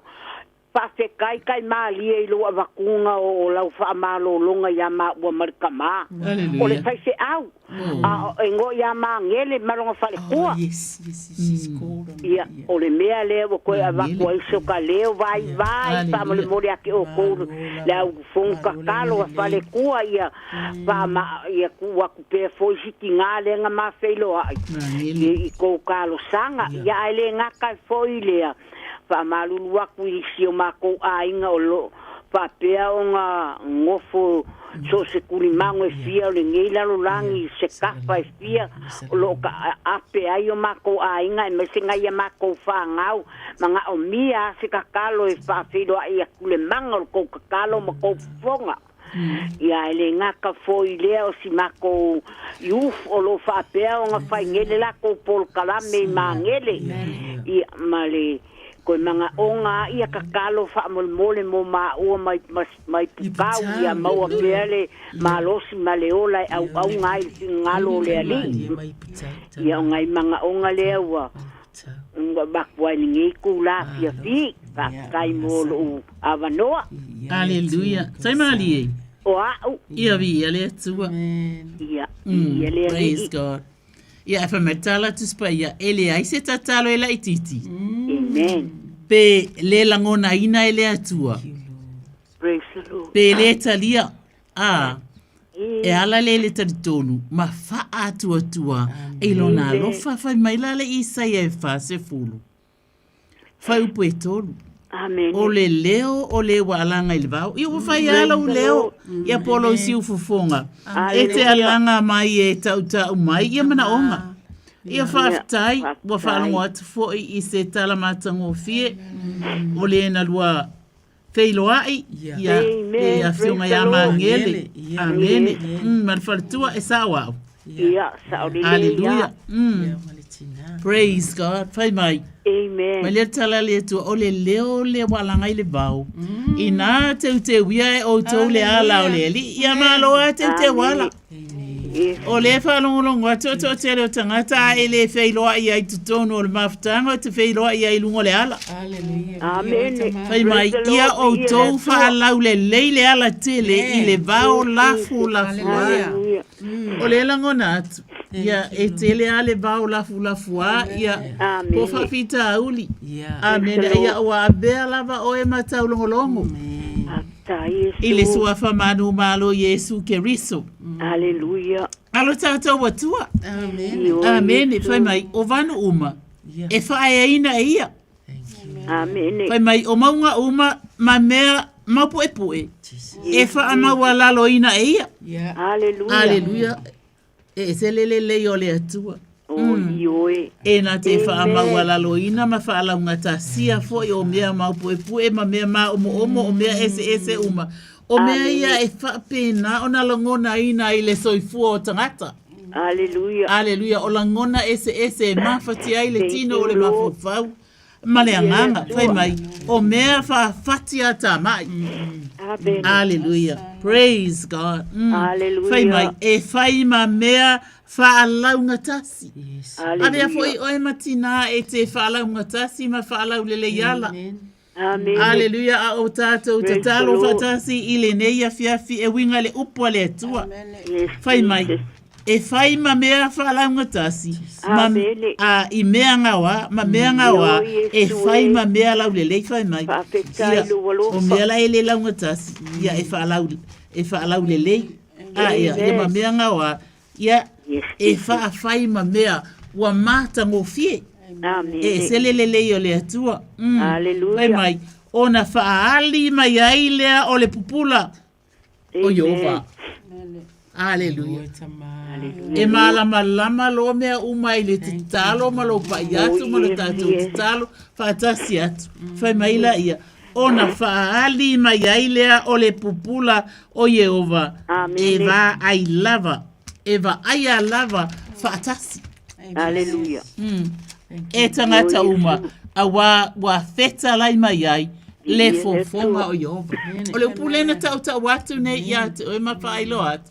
Elenia mato up. Hallelujah. Ai ole a fionga tu si ale tua ilana tu si paia. Amen. Lea wata tau faita wina ma fa longo yai. Ile mata utia ole a lofo ale tua. Ma le faunga ina fo ye oe. Ina tu ese ete ngalue ai. Amen. Ia oe abia pe oe o se leo malia ele fa fonga anga tangata. Ia ai mai se ai ole sila ale atua i le whaonga ina oi. Whamani atili i le tina i a portama le asa e tā lai atu i ai. E le lei ova e whaamavau lavalo na lofa. E o atu lavalo na whaamaoni i le atu pulanga. Ma le atu pulanga ona o Yesu. Amen. Amen. Amen. Tai malie. Ia whaatai lava mortal sanga matangofia e whaupuina i le atua tau si fufonga matangofia. Ia ave ele nei tu lai whata tō whātu i tō whaletua. Ia se mai se tamau a inga lo whapeon whamuri mai ia lo whatpoi tama o sau. Whaatai lava. Tai malie mai pitau so i fua ia. Ia so i fua ia manu ia le pō. Oh, hallelujah. Ia. Whaatalo whātu i wala au i leina saunua mai. Ia maha se fua ko kinga ai rawa mura ka bangoa. Ia me maha inga wa se kuro. Kinga ia upu i lo wi konge matpanga upo lua. Ama ia uliam so roso e au i au kilangi. Ia mara ko uso mara panga u i au kilangi. Ia o mai masangi lolo. Ia mko sunga e manguia raba ko pokalama. So i pua. Ala au dile kai poki. Hallelujah. Wa mawa atu lau si o fonga la uli. O oe o le tama o le atali o le atua. Avea o se o ia kopo. Amen. Toi whafua lolo so i fua. E te fia te vala au mai le atua. Le au mai se upu neia fiafi pe o na tau whalongolongo i ai. Le salamo e valsum la iva fai mua. O le alofa mai o le li o te pese ai lava e whavavau. O te wha ilo atu ilo ungutu lo wha maoni lea tupulanga ma lea tupulanga. A wana o wha peane e ati ya e le alofa e whavavau lava. I le kolonito e lua alona fai upu e valu ma le iva. Na o ai oi wha atolu atu i le li. O na o lea mea ina i alu ese ya tau. O la whape mai ai lea o ia ia tia. O lo ne ia lofa tunoa. E lava le e fesosoani ia te oe. A wa o lo vai e wha ato ai le malosi. Aleluia. Vi ia lava oe le atua tama, le atua le alo, le atua le ngangapa ia. Sisti atu lo asali ia la uli wa vala au mai o ia ia te. Wa e fetalai. Vala au mai o na o tali atu lea. Ma o faali atu o mea te tele ma le whainga tatu ina atu ai la auli ma le faletua ma le nofo whaalo, tu ina tu foi upu, aleluia, o ulungia, o lona ainga atoa le ngata le whanau, e siti atua i hati oe tamawa wa e whetalai a wafionga pa ia le Ioane, e se fulu mai wha, whai upas fulu mai wha, a whaito te ole mai se mei lo ingoa, o te whaia lava, i le suafa manu malo i e suke riso, e pai atua i lana wha malo longa i lo ainga atoa, wa le aise me lilo i lana sile whanga, wa whetalai lava Yesu, o me fusfusia le lalolangi, e fusfusia le langi, o me tatalai le lalolangi, e tatala ina le langi, i le suafa manu malo Yesu Keriso, amene. Amene, amene la uli, whawhetai lava. Amen. Whatalo whatu i leo ele laina, sauno mai? Ia walofa talofa ia te utongu le tau ia. Talofa Lonise? Ia talofa lawa. Ia. Malo le langi e mama. Tato tau whai whamalo. Ia, ia le ali ilo laga le. Amene, Lonise. Te utongu whale tua, o e o whaia. Tāle sanga fōi o se tātou watunu. Ia, si ina atu fōi sia, ma futa tātou fonta tālo. Pia fōi o na tātou watu pero na vi inga e moni wha maoni. Lea unga o tō whasisia mai a tio ngai atua. O le atua e sili si lavalo nalo. Tō uma. O ia o le atua e anga le lili ma vai e so uma le alofa. Ia, tātou te ave te vi inga. Ia. Ai tāle sanga atu fōi. Ia. A pia o na. Tāle sia fōi a te amu sia o whanau. Oh, glory to God. O whanau, whanau ala tu whanau. O lo manuia lava i e rofa le atu ai. Tu atu pēr talo atu ina i e ola ma matata. Ia la tu ulo le mana o le atu o mana ngā luna mana sisi e se. O ia o le atu o whai pārenga. Ia i e fōi lai whanau o i atu numa mau i Alaska. Ma Australia, so tele fōi la tō. Ia o na tātou taine le tau au lau a o sira sia le atu o me oma. Ia se me lilo o ia o mala malama la lani sia me oma.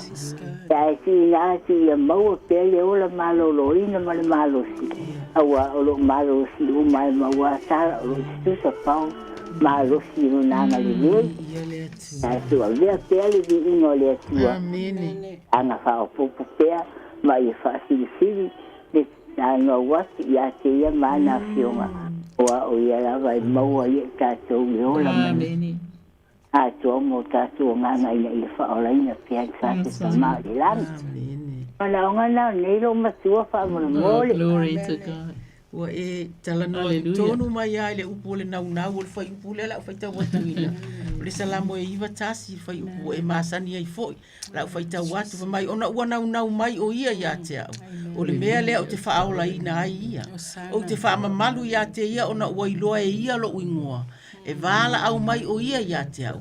Ona o tali atu lea ia te ia. O au o te ia te ia i le puapua ngā. O te lawe a ina o ia. Wa o whaatupuina lona mamani. O le o langa whaafua loa e mali ai o ia ia te au. O te whaali atu fo ia te ia la whaola tanga. Iova aula mātou tamā e matao, e matango fia o maota tamā, matango fia o fionga e te wai le atua. E talinga fia whaalongo le atua o le neitina, ai maise nisi o lo fia maua se upu le atua, e whaafetai le atua. Pei ona nau o le ailai vai tafe ia whaapea, ona sana nau o ia te oe le atua. Whaafetai si ana whanau o lo wala au mai eita mā, o lo inu mamao iei o lo kanata au se talia fai mai e to tele o nalo ta maasia si atu le atua pe ona e feta laia ua fionga ia te ia e fia ailo na loto e fa alongo atu e atiri ai le nau watu isi ana whanau ta mapa i atu pa iane le atua e moi o lo malo losi pe a ai mātou te tatalo le atua e vevesi le lalolangi ma mea o lo tutupu tia i la atou ilo walofa na i la atou le atua e i le alofa i le tatalo si o la atou tina whanau i atu uma lava o lo iai le atua ia whaapea ona e asia si atu o a onga o ngā ruenga i o tautua ina o ni o community ma tunu o lo ia ile tu ma te uti talo ia fai so lato sao ma ta utia I mea o ta ape ai o se tina o tu lo ina la na fa na ule atua e o male manuia e o male fia e o ma upu le atua yo tu fa ma oni le atua ia vi ia ila o fio ma te uti talo le atua lona nau atili ia o fionga le atua fa apale ia fa ula ia le atua tu atu i ona fofonga I lea taimi ma lea taimi po le tae au, po le auli, po le po. O alawa taimi e whaafisanga I atua ia malaua fio ta mā. Lilingi ia e sa saane le atua, o le nau le atua. E te wha ofu, e te wha ta ele le atua, e te wha tu lai. Wa o le nau po ai lava nisi fo I o le a fia ile nei te talo le atua e ona o aua fionga. Ia vi ia laua fio, ia manuia le saolo nisi e te tonu e ka le sia o ia I New Zealand nei, ile tu wha atu, ile wha malo si se tasi po se tasi. I ona tua o tama. Whawhetai lea tua, whawhetai ona lo ni se mana tatalo. Vi ia laua fio. Ona o ke riso. Amene ma amene, sorry. Aleluia. Alo ni se. Vi ia laua lea nanga pa ia lo tato o li whaola. Amen. Whonga mai tato mana meo Yesu. Hallelujah. Ia pe ia se utopo le tua. Ia mawhona hawea pa ia. Ia. Katala whatu tato o tato o li whaola. Pata unu manuia I whaale maainga. E ai mawa se maro ronga while muni nei po. Sorry. Ia lo whatu mo o to uma whare tua. So I fuani se. Wa. Ia. O tau whale tonu le leina le ia ai vi ia le tua. Amen. So I fuani se. Ia vi ia lo tato wa tua. Sau no mai? Talo fa. Kalameli. Kalameli talofa. Talofa lava. Yo vili aku ya o ko fare kua fa. Mole lava. Kakalomo ma ua markama ya ka pingi. Malfa ya pa ngau. Ai me se o ngai kinga makama on ma ko ikalesia malako fa. Ya me se o so makua ngangi makai ko ruam fa ngau. Ai me se ko Tinare kalesia man mako parisi. Parisi. Ilo wa mamalo falo lava fa moli. Hallelujah. Elele yo vai fa ba lava lo na lofa. Sorry sister. Tabeni oise kalameli. Hallelujah. Ona ola upito le pe ka faisi na fa le ton. Hallelujah. You want me to pray? Yeah. Le kalumbola e kalesia. Yeah. Ai fa fonga mai. Tameli o ele mona mai? Ya. Leli ie lo wetua laba oi o te fa ande ene ia te oi. O te vivi iatu I lo suafa. Wa e faya mea e ofo ai. Ia. Na o mea ofo ngia me faya ele atua. E lona fina ngalo lofa mo ona tangata. Aleluia. Fai mai o mea na e pule ai. Talua na mua e faa maoni ia. O le pule le atua. E au tupula ngala valea. Fai mai o meana e pule ai. Talu mai ana mua e faa maoni ia. Fai mai la ia lea. E moni lava. Aleluia. O le mele elele yeilo tato watua. Praise God. E faa maoni, e moni, e alofa, e laveai, e faa tulai. E na te whaataunu ina fo ima whaai loa le mana o lana upu I le sila whanga tangata. E le ngata le sila whanga fonga. Ai la ngona I te tonu o le lota o male anganga. Aleluia. O le lota o le pai a le atua I le tangata. O I lato uma, sorry my sister, na e ta ua mai, a tonu ele o maa ua umai au. Ai, e tali tonu ina o lo o whaafufonga I le atua, o le paalisi atoa. So se au ngatu pulanga, na e ta ua o lo o iaita mama tina matutua. Aleluia. E ta talo ina ia whaapena o na ufita ia uma. Ile mana, o le whaunga fou, o le whainga mea alofa fou, o le alofa tu noa fou o le atua. Aleluia. Awa e tātou te mana o mia whaatasi uma ia lava whamanianga. Ele sua whamanu maro eskariso. O le uso na telefoni mai. Ia whapena ana e whamanuia le atua. A vea o ia o se la au e ola i tutonu o le nei, e ka lesia ia pole nei foi, palisi le atua. Aleluia. A vea o ia ma se whaata i ta inga le lei, ia iloa ai foli ngā lofa o lau fio. Swafa manu ma le eskariso ia a vea o ia e pei o se la au e tutoina. E lau fio i le mea lau le lei. Aleluia. Ia fua mai ai ni fua. O fua e ola, e ele alofa. E ele wha maoni.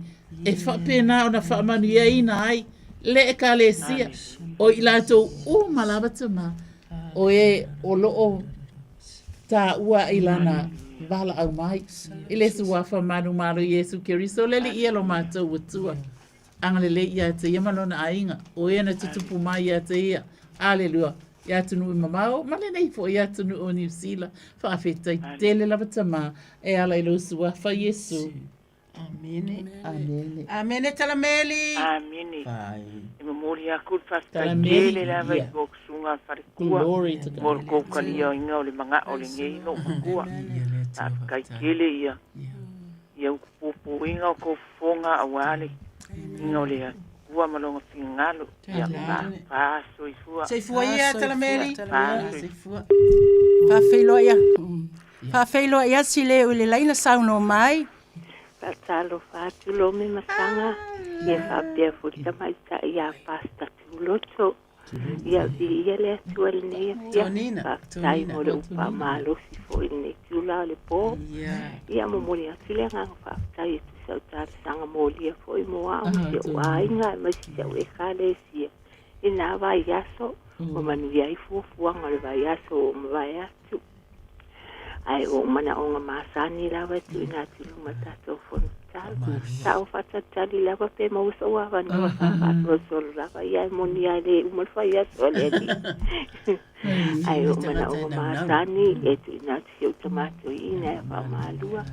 Malno fualo ya me se sia o e kale sia e whakasa Samoa i New Zealand Henderson na i tamanti nā mātua te i o ina i alo mwhanau. Ia mai se la tō uma ko o whakta o turi e tono mautama malawa i ngase tunga. Ia ele whapitole talo sia o e kale sia mai se la tō o lo ia inu fuanga. I te tono so se whare mai ia mai se foi mauta o nai tangata mātua. Ia mai se nei whanau, ia mai se au tinam se au whanau, tai to rua mana ia la tō whanau. Nai o ainga umalawa i so se tuo le lalo langi. Ia ele tuina atu pe se au tama o moni lawa o sau tua malwhale mai. Ia ele o ato o tuana na mahalosi. Tuina atu tato fongu talo. Ia le atua lo whanau atu ia le au malili, ia mai se fuista mai au ngia. E mantua pia, singa ia apa. Ele whangaluina tātou mātanga talo i ele tua ia o malawa. Ia o le wala watu lea utina whamolmole lava.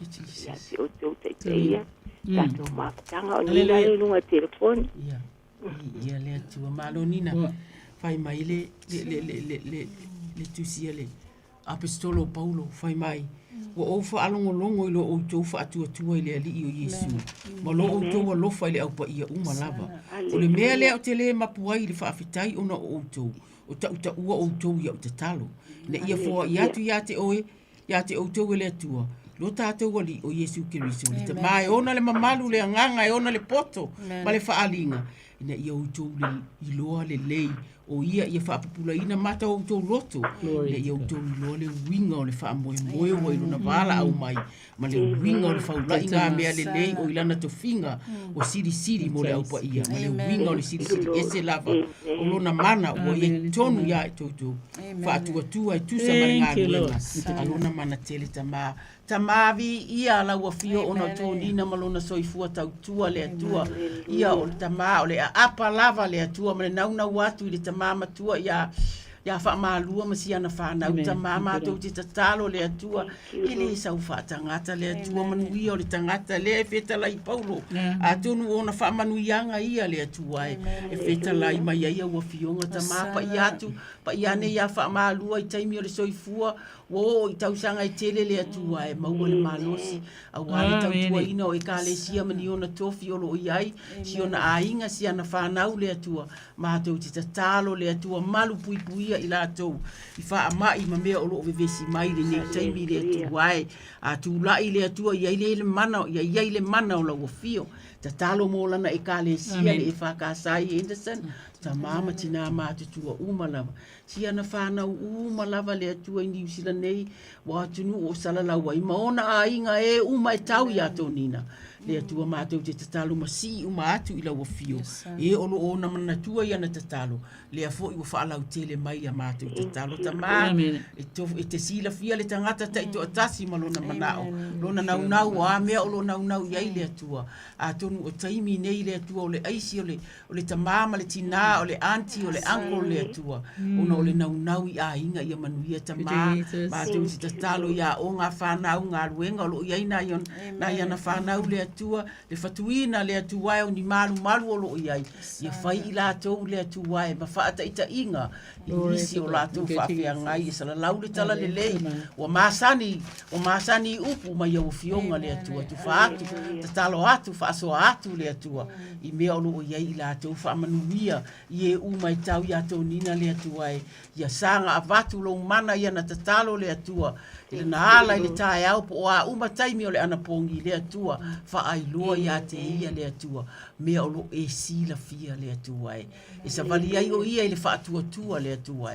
ai le o le vaai mata le atua e pala la si ai ma foli mea sa pe e whaafolinga o moni le atua o una o lana tatalo o mea uma sa whaautu a ma ta ile atua sa fa la velave le atua mātou te tatalo i te whaafaigo fie ina mea uma ia te tatalo mo e o nau ia i ta mā o la mātou te tatalo le whaamanuia le uso le atua o no ke viso o le atua amen tai te le lava mo le talia mai o le vala au ai amanuia te le lava fuafuanga o le ia fiafi ia lo fangia le atua sanga fua i tele mau e tele e tino le loto le mafau le sili le nganga e au nai pe le atua e ala i tofi matiu te o tofi e au na mga aluru e ai e fa pe fo le sunga ya sau lo tu mai le foi te alo fatele ma o tau ma le fiafi fa so faso i fua se foi a tonina faso i fua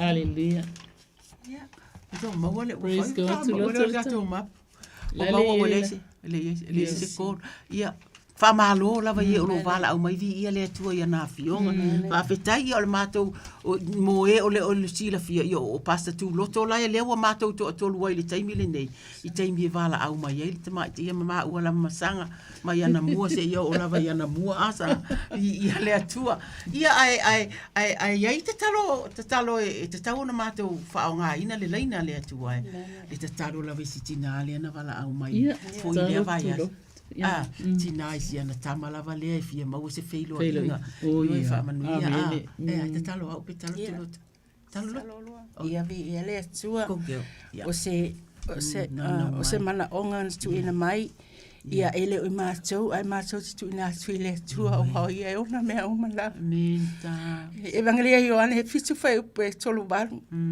o se fatu tua ia tea e tafe mai o vai tafe mai tu tonu ia te hallelujah ia te o le vai o le lava amen glory to God o le ngaoi ele ai se tasi me sawai na ona sau e ngaoi ma fasim fa o matia ua o sau ina ia la tau maua le ola ia maua atili ai lava festala Yesu ua o sau ina ia tau maua le ola maua atili ai lava ua o nei o le ala upu moni ma le ola o te lea ele alu atu lava se tasi le tama pe ale ui mai atia ua fetalai mai ai le li o le ola tatou te talo tatou te siti atu i luma le tina ua wala au mai o ia isi ana tama e se me whainga tai le atua ele ai le lava se me whainga tai le atua pe ona whaia le atua se tasi o le whanau tama ma tau te siti atu i lau a fio mana onga o lau a fine wa e fetalai lava wala au mai atia ona o tali atu lea ma o faali atu o mea titele ma le whaingata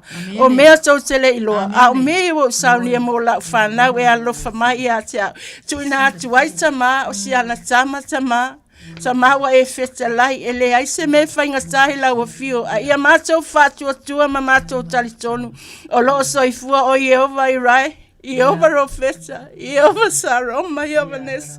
Le atua mātou te whātua tua i lau a fio wau e whetalai, ale aiso mātou whātua tua. E te le fia mai, e te tau le aluatu i ate o e ona whātua tua matali tonu o loo soifua o elo mātou tua.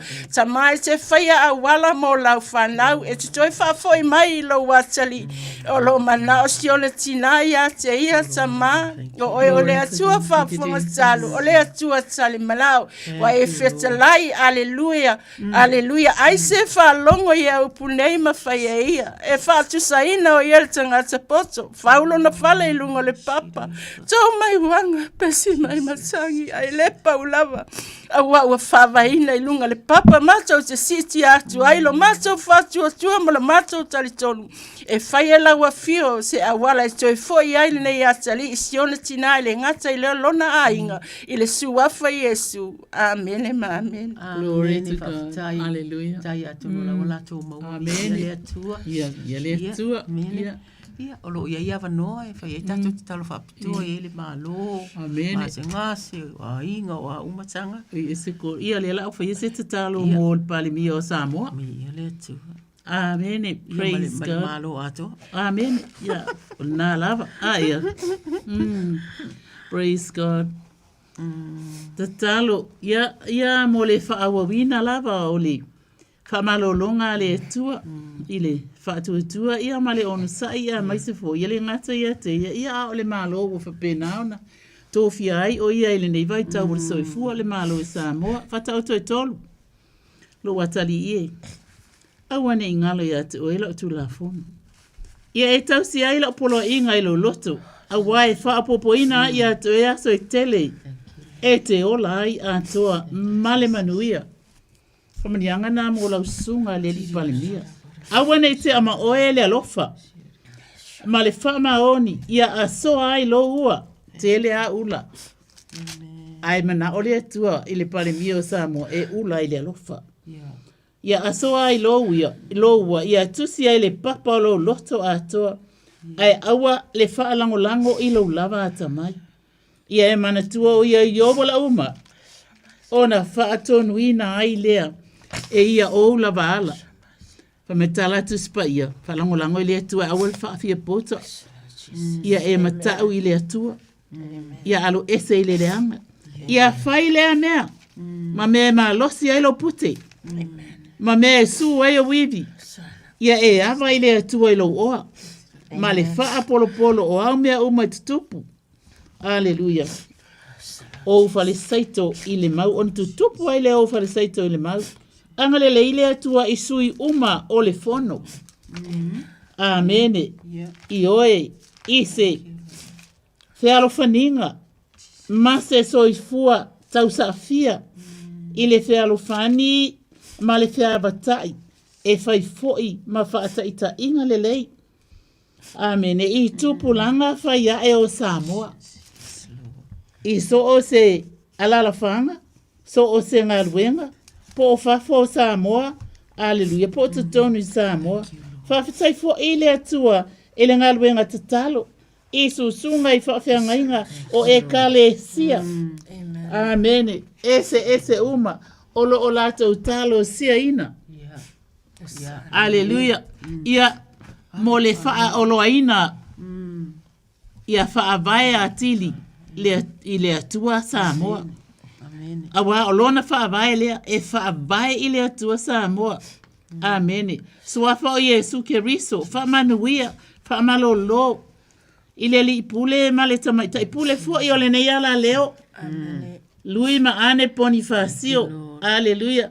O hafo ife au mga luenga o loo. Whapena o na balawina aila ua po whafo tonu ole nei atunu. Po i tonu ole nei atunu ule atua. O loo whapena o na la ta pena ina ia tangata ina ia o mai ile atua. Wa mata wiloa. Wa lata lona toia fio mai. Aleluia, le suafa manu malo iskristo le atua. E whapena na tau longo ina aifo ina ia maua uma. E tangata o malo ese o loo a fia i la mātou fonta talo.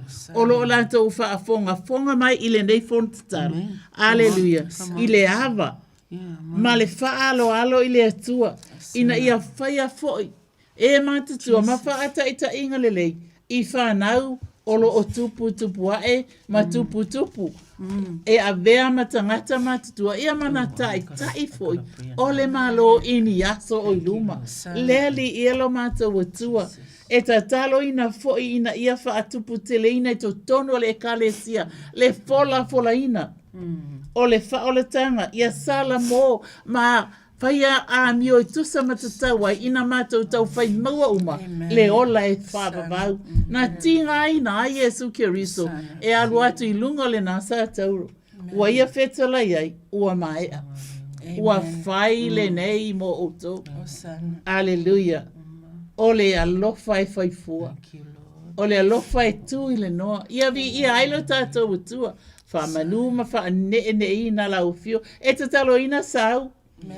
Le atua ile nei a fiafi ona olana ngā luenga whai pēa. O se isi fo i ngā luenga o lo whea ngai malo watali.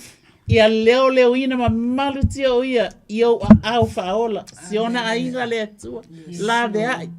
Wha atutupu ile nganga o le file mu, le poto ma le ata mai.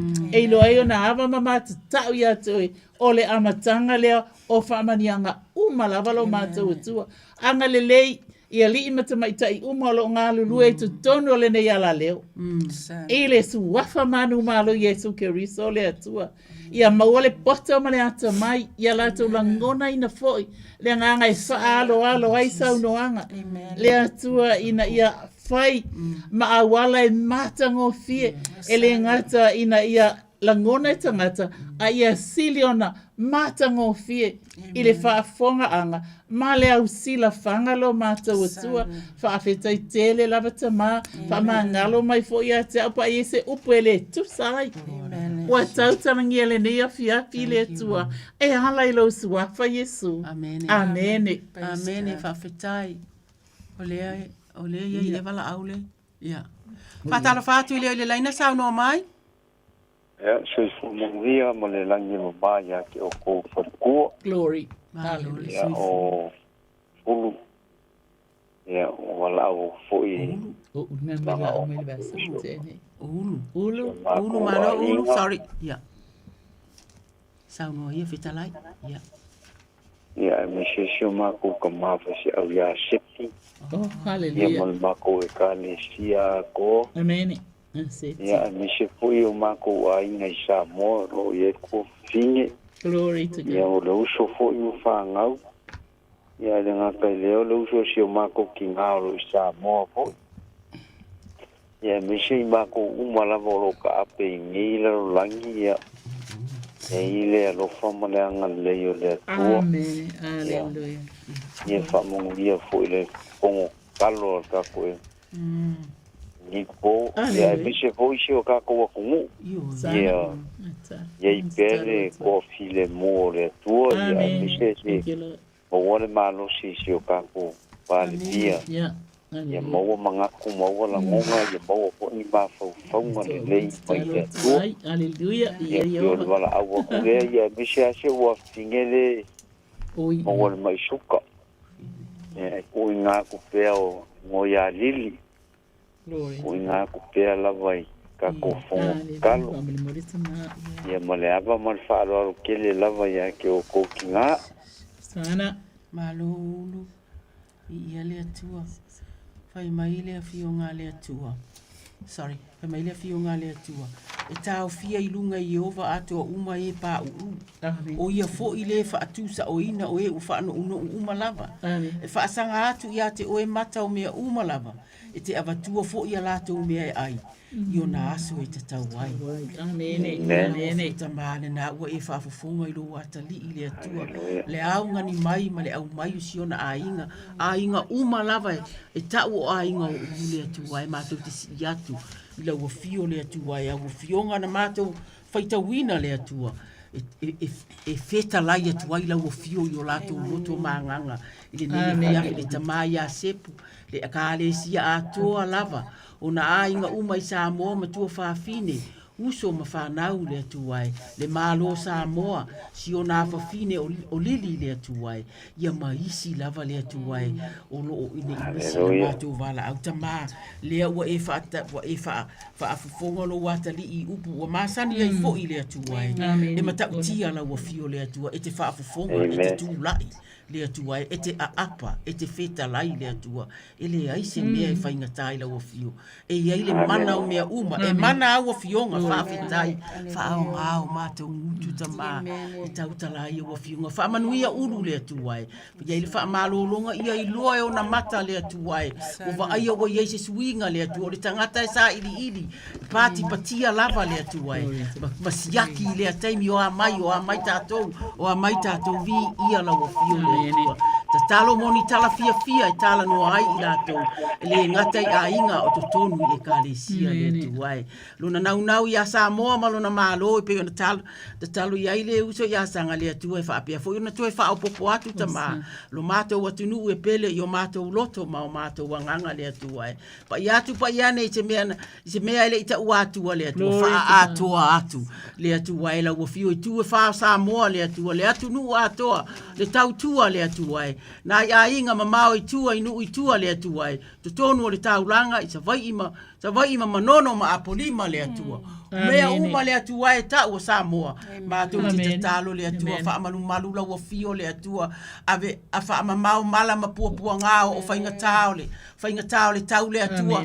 Fa se atu ia ni matangi le atua o nu le aina le atua. Ai fa lao lo lato Samo le fo longa atu le fa ai ungo le tau sanga.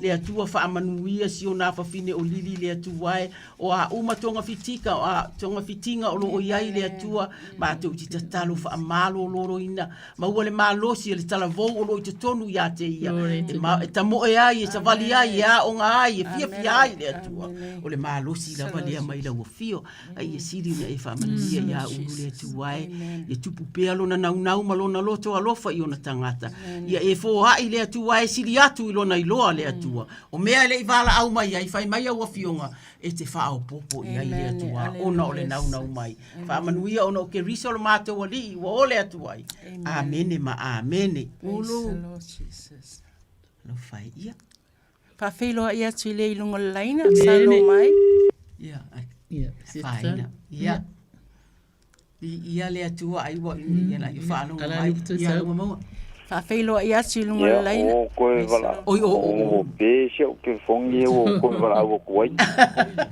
ia whaafikai lava ia ke o kōkinga ia maua pēle ola maua le mālosi Amene. Ia maua foi whaafuluinga mai e le kua ko whonga mai le langi a wālanga upu ia me se foi ka ko whonga kalo I leva yaso ma leva yaso e pēle whaamungianga le kua ia ke o kou nei weekend fo ia o whaaso I fua Soifua ia ulu Soifua Amalo Samoa sa o ia se manao tasi fai o isi tatalo tasi ia pule au e pule ale mea mai le atua I loto Samoa New Zealand o te fia te talo mo I lato o loo Whapena o la tala inga le fina ngala. Amen. Yes, Lord.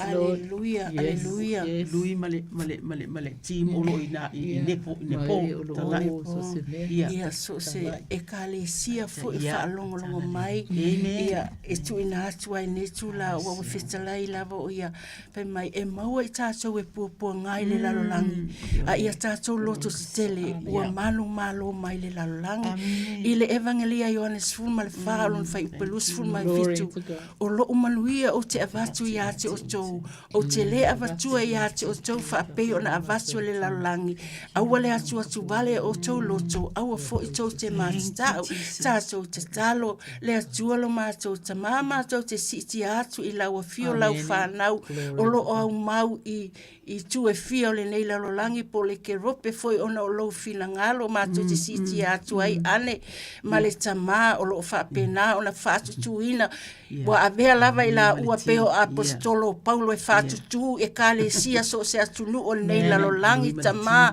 ia ane ma le timi i lātou uma wale ai se me lilo i lau sila whanga mātou te tu ina atu i lau a fio wawa e whetalai lava ia wa fionga e manuia le me awina atu i lau upu e leto e fua mai ai manuia le me te fina ngalo i ai wha manuia ia i la ua ia tupu la ua ngaluenga a vea i la ua o le whai whato anga mo o e malo fina ngalo tamā tele ni anganga i liliu ma fo i atu oe wa lata lo wa fio mai wawa e whetalai aleluia a o tau e matatau i lo ingoa e alu a i ate o tau le lala o ami o tolu e iai fo i le me malo lo ai o tau le suafa manu malo Yesu Keriso whaamanuia i ate o tau i meolo o tau iai aleluia in the name of Jesus amen malotu loto aleluia ia atonu o le na ua sauno mai ma whetalai le pule o le ngā luenga le nei a fiafi Samoae ia o le nei ua mātou o mai le whai ua toi tasi ale mātou tala le fia avatu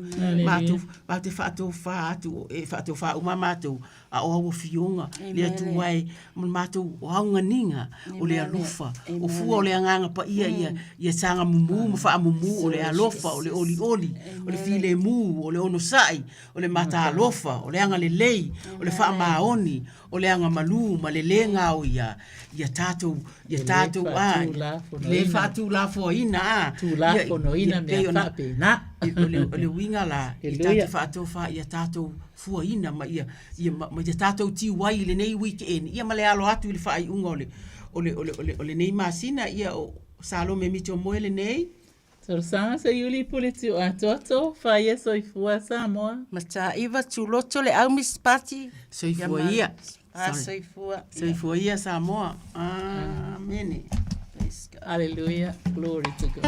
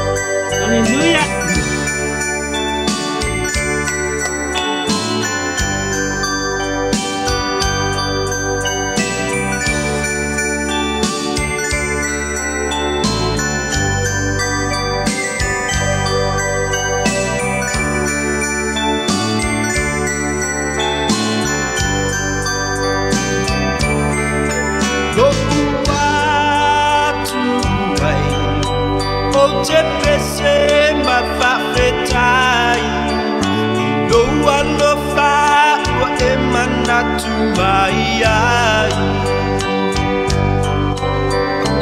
mai o le te sa o kolongai no sua wha Yesu o manolo ai no atu ai o te pese ma whawhetai no alofa ua e manatu mai ai mai o le tu sa o kolongai no sua wha Yesu o manolo ai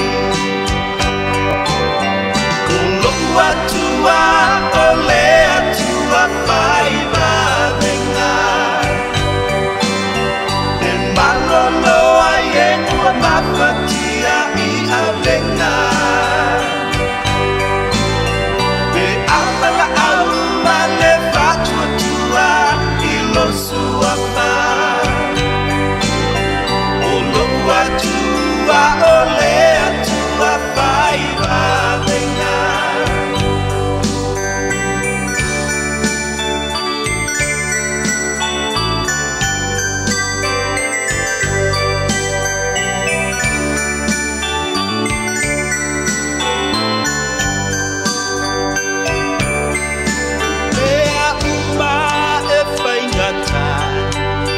manatu o le tangata e vai ngofie pe afatua tua no sua fa o le tu inatu mea umauche popole ai lo atua ua ia lo famama natu mai mea e whaingata i manatu o le tangata e whaingofie e awhatua tua i lo sua wha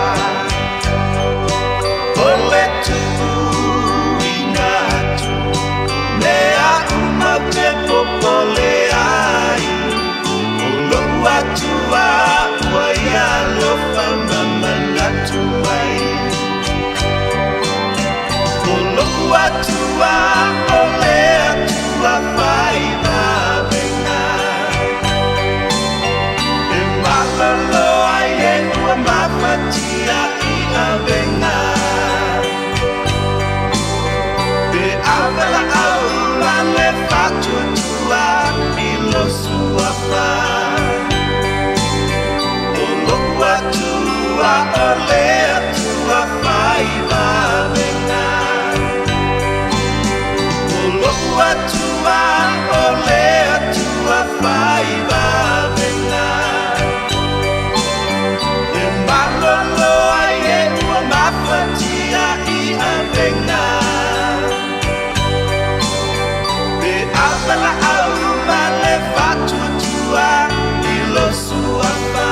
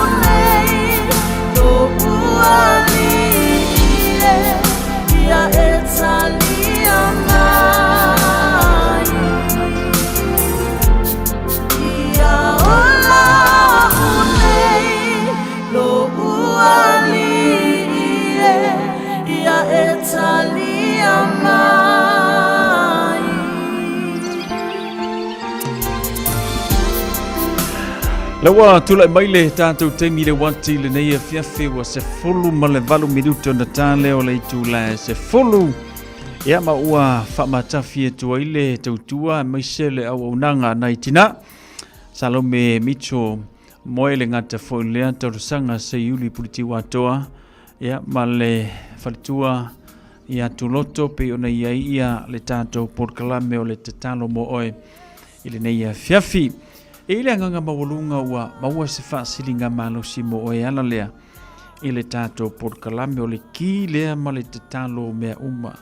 A le ngata fo ilea ia o le tatalo e whapena o na tātou au ngani e tua ilea tua ilana whamalo longa ina ia wheso swani moti ngā o le tino lo whiangai ma oe. Le ngata na i tātou mātua tātou mafuta i tutono Aotearoa ia o le tupulanga tala vou o nai whanawiti e le whailonga ina e le maisi tangata. Ioi, peke mau oa, peke makiva e le whailonga ina e le maisi eisi. E peifo ia o le oti. Ioi, po le ala vale tūlanga e te iai ai a o mai a le oti. Ia, o le tūlanga lava lana tātou te iai. A o lo o e soifua ma o wola. I le soifuanga le nei e ai teimi e le leiai. E ifo i teimi e whetai ia e tātou ma le telo whawhita au li le ngata i lea. Ia wale longa se kua ngā mai e a whati ai tātou. Ia, o le tūlanga le nāpe o nei ai. Tā ua le fo mai. Uanga le lei e le atua i le poto ma le tomai whaona po nei. O lātou nā lātou te whaia o tātou tino. Pe a maua kako le mai. Ma le ngase ngase. Ai ai le teimi e le tali mai e le fo mai i iopupua ngai ala i ngase ngase. Ai tali mai e le atua. Iolo no winga a whapea sa e wala au mai malo whatua tua ia o le tali le nā mō tātou whapenaona i le whamarolonga le tua e ai nisi na i o tātou ainga whapenaona sa ili ngase mai i le tātou tunu o Samoa ia tu ai nisi a tunu o le lalolangi ia peisi o tātou tunu mana i o tātou mātua o le lautelo au tātou au ainga o whapenaona sa ili tonga fiti mai le nei atu nu o le te talo le nā moe. Anga le leile atua i o tau sa ili ngā fō. Le ase taimi, se aso e whatanu ina ai, ia ta o tonga manisio siaki pi o na mafua i o na fea New Zealand. Ia, iaile anga le lei o le atua mo o tau. Lana wha malolonga ma wha loto te leina i tātou. Ina ia maua pēr le ola maloloina. Ia, mafua i le atua ni siam se tele mo le mafutanga. Na i o tātou o tenu o mafuta mai ea inisio o tenu au se tālia ma Amerika ia iei foile anga le lei o le atua ia te outou ngase o le tino ia mahatulanga pi o nei iai ilana whamarolonga ia ai whapito se whamatalanga ia ila atua mafuta mai le tātou o tenu o Samoa anga le lei tele le atua ia iti ngā o le tino ina iei ilana whamarolonga mo o tau. Pamanuia foi le tua i toi tali wato na itina i mota malawa maua se malolonga ia ma pui i la toi lungo le ala i le toi anga ia toi mota malawa ma futa ma whanau fo ilo novi inga pamanuia foi le tua i fuanga a maise o porkalame whanga solo i le whai uneva yaso ia a maise o le sauni ngā lotu. Te foi mali tanto por kalabele na ile aso fraile. Ole vai aso asau. Pe a tanto au lia ile lofa. Maleanga le lei o le tua. Ia, toi te liu mai fo ileo na itina mori tanto por kalame. Ole, pray for you. Owe i tai ua moe te i te i. Talu le mana tuia oe na ukeli. Le fio a ona tala solo puna lima vai e vai e te.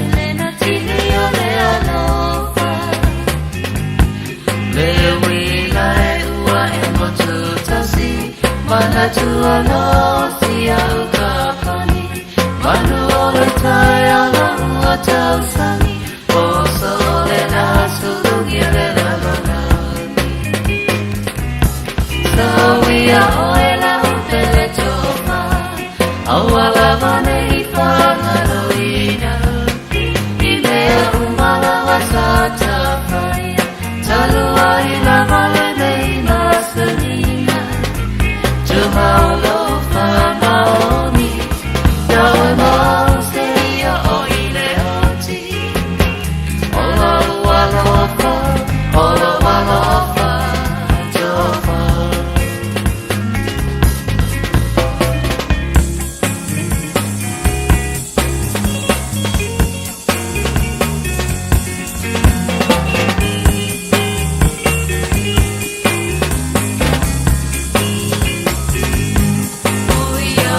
Sia te whatua momo Pe awa ai atu i le la ua mutu Ai au no whana whai se atu maunga Papa solo ai o te mawhawhanga Matau su e mari e o se ala E mawhai ai o na matala tala Se ta whiua pele i la ua nanga Watoa nei ola se putau sana Sauia oela upele tofa Le i whangaroina Mimea umala wasata whai Talua i la male nei vasaninga Tumaulo whamaoni Yoe mahau se ia o i le oti Ola Ola walofa tofa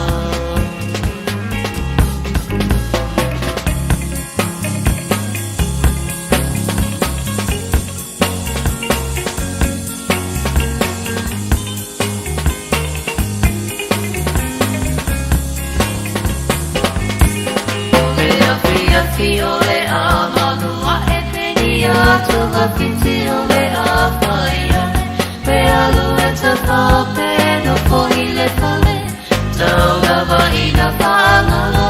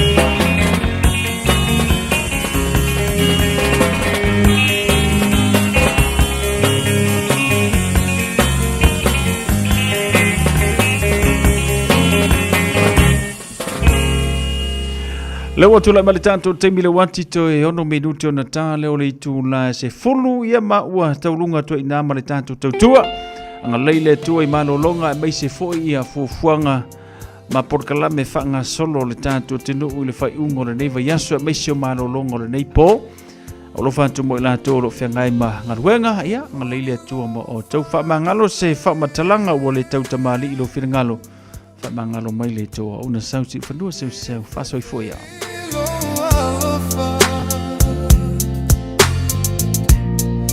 vai toto nuoloto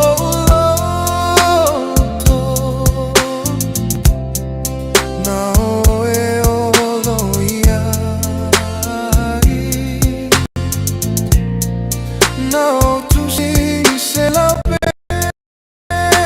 pepa se si ligia so alo